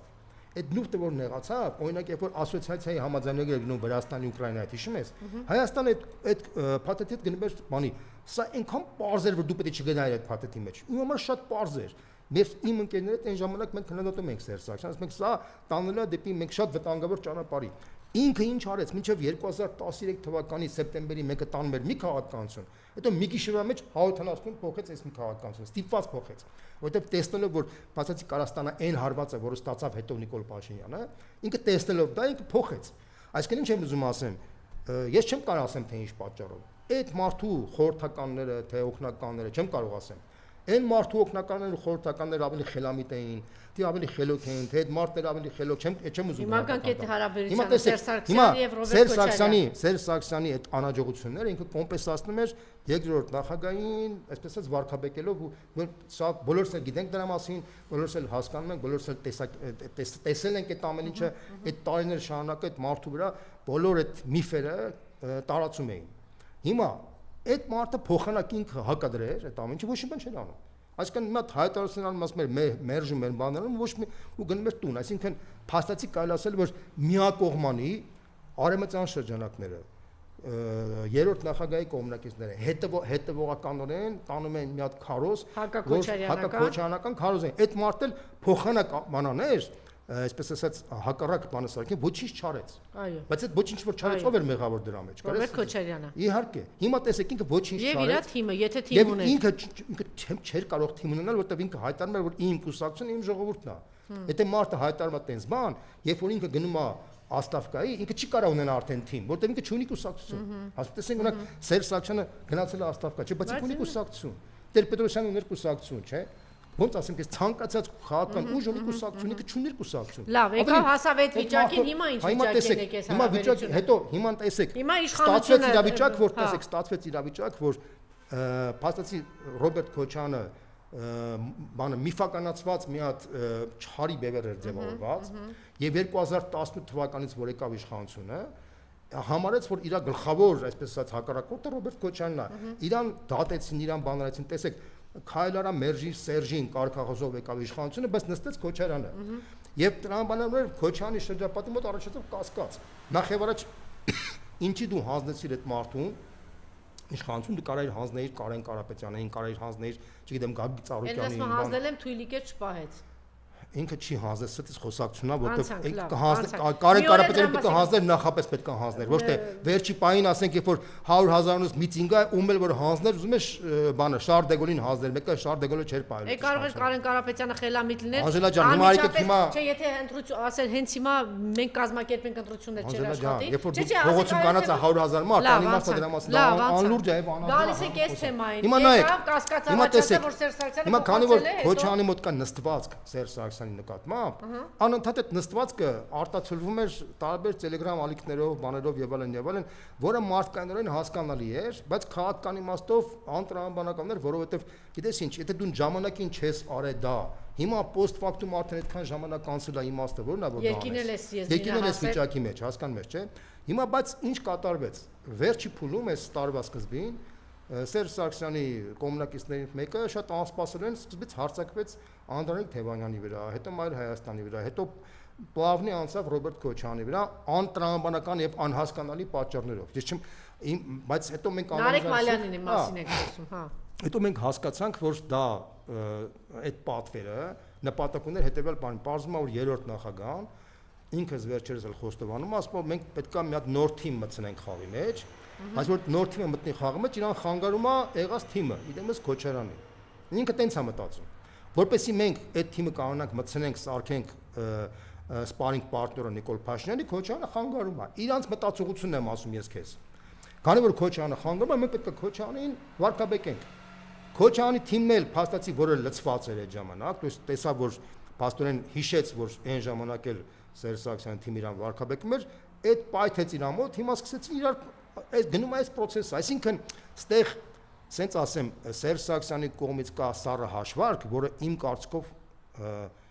ֆունդամենտալ սխալ հաշվարկ է։ Ասեմ ինչի, ես չեմ ուզում։ Սարգսյանը ասում է հիմա պատրաստում է 3-4 թեւ, իբր դրանով կմտնություններ։ Ինքը մի հատ հաշվարկ անում, ասում է հետեւելը, մենք Քոչյանին խաղից դուրս հանենք, մի հատ երրորդ ուժ մտցնենք, Սերժ Սարգսյանն ասում, քանի որ ես այդքան էլ հեղինակություն չունեմ, մի հատ ուրիշ մարդու կաջակցեմ, այդ ուրիշ մարդը դες ասեմ Թաթոյանն էլ չունի, հույս չունենա։ Հիմա ինքը կապ չունի, Թաթոյանը կլինի թե Թաթոյան շտրիխը կլինի կապ չունի, թե Պատոյանը կլինի, ինքը այդ հույսը ունի, սենց ասեմ քեզ, էլի։ Ինքը, բայց ֆունդամենտալ է սխալվում, որովհետև այն անալիզները, որ իրանք անում են ուսումնասիրությունով հանրային կարծիքը, այդ անալիզները իրանք մի քիչ ավելի ուրիշ ձևի անալիզ են անում, որը բովանդակային, որակյալ անալիզ չի, իրանք քանակական անալիզներ են անում, որտեղ չեմ ուզում շատ փակագծեր բացեմ։ Մի խոսքով իրանք ֆունդամենտալ սխալվում են այդ հարցի շուրջ, շատ ֆունդամենտալ են սխալվում։ Եվ իրանք փաստորեն սխալ հաշվարկի հիմա, որը որոշել են այս մարդուն վարկաբեկեն։ Ձեր հետ նաև մեզ են իմ ընկերներին են վարկաբեկում ընդդեմ շատ անբովանդակ եւ անորակ մակարդակով, ասեմ դες, որը շատ ես ասենք օրինակ ձեր մոտ sense խոսում եմ, որ sense չի կարելի բան, ասենք այդ նույն ժամանակ իրանք անորակ անազնիվ մակարդակի իմ ընկերներին են կպնում անտրամաբանական մակարդակով, երբ որ մենք ինքներս փորձում ենք այս ամեն ինչը կանխենք եւ անհասկանալի բանով։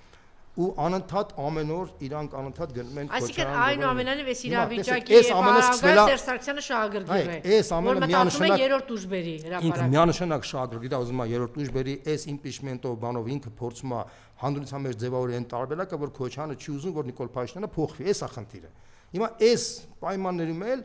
այս մարդը պատասխանում է sense ձևի, բայց ինչ է պատասխանում, ասենք հիմա օրինակ եմ ասում, իր ներկայացուցիչը օրինակ ասենք Բագրատ Միկոյանը որ խոսեց, ինչ որ խոսեց, բոլորս էլ գիտենք որ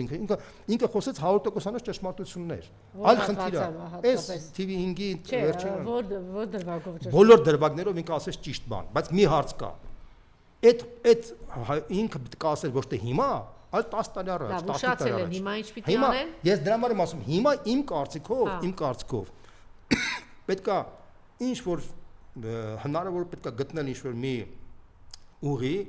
կանգնեցնել այս process-ը, որտեղ այս process-ը Այն թիմն ասում է մենք առանց նրա էլ կարող ենք, այս կողմն ասում մենք առանց նրանց էլ կարող ենք։ Հիմա տեսեք, ասում են Սերժ Սարգսյանը մենակ մեզ խփելու են, երկուսն էլ խաղում են, ասեմ ինչի։ Ասա մենք 4 թևով կմտնենք, Քոչարյանին պիտի դուրս մղել այս ամենը։ Տեսեք, ուրեմն իրանք երկուսն էլ սխալվում են, որտեղ իրանք լավ չեն տիրապետում հանրային տրամադրությունները, հանրային պատկերացումները,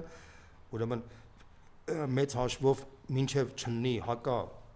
քպական հակա նիկոլական միասնական մտնոլորտ դու չես կարող իշխանությունը փոխես։ Եթե դու ուզում ես որ Սերժ Սարգսյանին սկսես փչացնել եւ այլն, մտածում ես որ Սերժ Սարգսյանին կապելով Նիկոլի հետ կարողանաս, դա կեղծ թեզա չի աշխատելու։ Ինչ վերաբերում է Սերժ Սարգսյանի կողմից, ապա դա աշիտի ծաղել է, որտեղ ի տարբերություն Սերժ Սարգսյանի Քոչյանը բավականին լուրջ այսօր ունի որոշակի վարկանիշ եւ այդ վարկանիշը բավականին կայուն է, այդպես ինքը միջուկային բան ունի եւ այդ միջուկայինը ինքը չի կարա փոխի եւ ինչ էլ որ ինքը անի մեծ հաշվով ինքը հակառակ բացասական իր վրա բացասական ազդելու, բայց օբշի մտնոլորտը պղտորվելու է։ Այս իրավիճակից իր վրա ազդելու Սերժ Սարգսյանի նկատի։ Չէ, նկատի ունեմ, որ այս փորձը Քոչյանին վարկաբեկելու, փչացնելու, իր այսպես ասած այն զանգվածը, որ գոնե ինչ որ դրական էր տրամադրված իր նկատմամբ, այդ դրականը արդեն վերանալու է, որովհետև ինքը բացի իր շրջապատից ու այլ բանի մեջ այն պայմանական սև դաշտում, չէ, ինքը արդեն ուներ լոյալ պատկերացում, իր հանդեպ արդեն հակավարկանիշը զգալիորեն թուլացել էր, ասեմ քեզ իմանաս։ Հիմա ինքը այս իր քայլերի արդյունքում խորացնում է այդ ամեն ինչը։ Տեսեք, դա կա, բայց մյուս կողմից Ես դրա համար եմ ասում, ես կարծում եմ, որ այս երկկողմանի process-ը պետք է դադարեցվի, սառեցվի, կանգնեցվի, որտեղ սա օբյեկտիվորեն Հայաստանի այս ծանր վիճակը, այս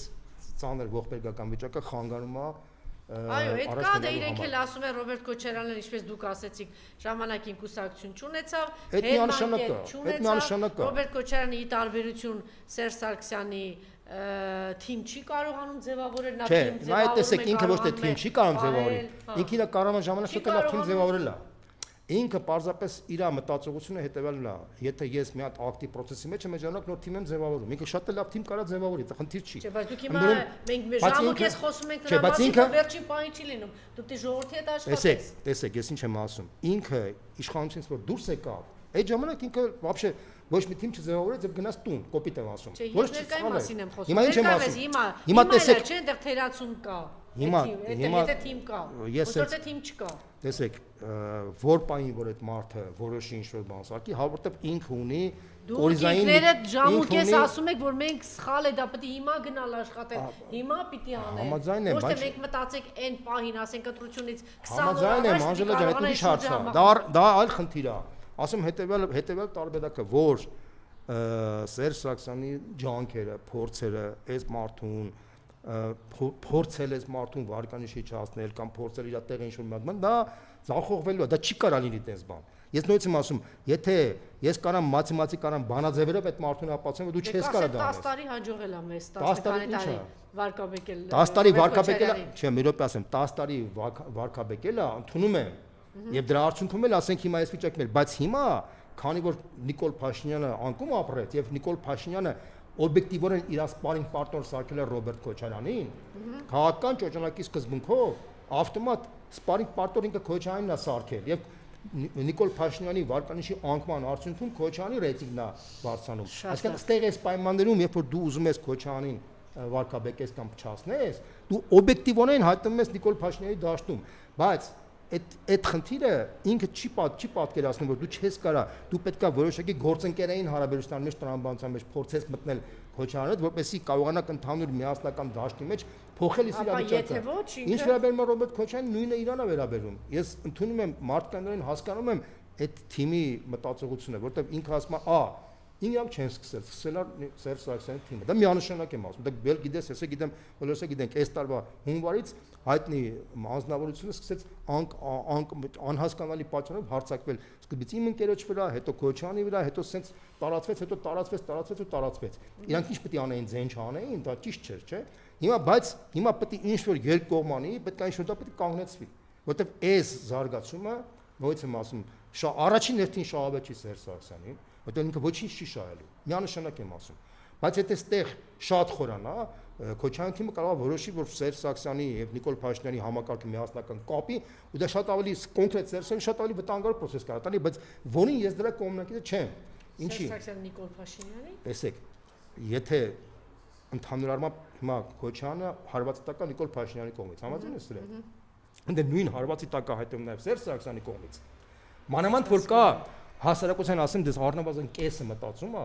որ Սերժ Սարգսյանն ու Նիկոլ Փաշինյանը իրար հետ միասնական են եղել միշտ։ Տենց է մտածում, ես քեզ ուղղակի ասեմ, դու կարաս գնաս մարդկանց հետ շփվես, կտեսնես այդ process-ը։ Բայց ես դրա կողմնակից չեմ, ես չեմ համարում, որ դա տենց է, եւ չեմ համարում, որ դա պետքա խրախուսել։ Դա ճիշտ չի։ Հասկանում ես։ Ես նույնպես եմ կրկնում, ես պետքա օր առաջ պետքա կանգնացնել այս process-ը, սա խանգարում է Հայաստանում մեծ կոնսոլիդացիայի համար, իսկ առանց մեծ կոնսոլիդացիայի հնարավոր չէ իշխանությունը փոխել, իսկ այդ կոնսոլիդացիայի մեջ բոլորը պետքա մտնեն, բոլորը պետքա ամեն մեկը պետքա հասկանա, ամեն մեկը իր տեղը պետքա ունենա ապագա Հայաստանում։ Ամեն մի թիմի մեջ կա նորմալ մարդիկ եւ չի կարելի այս վիճակը պահել։ Նույնպես եմ կրկնում, սա մեծ վնաս կբերի Հայաստանին եւ այդ մեծ վնասի արդյունքում բոլորը կդառնան մեղավոր։ Շնորհակալություն։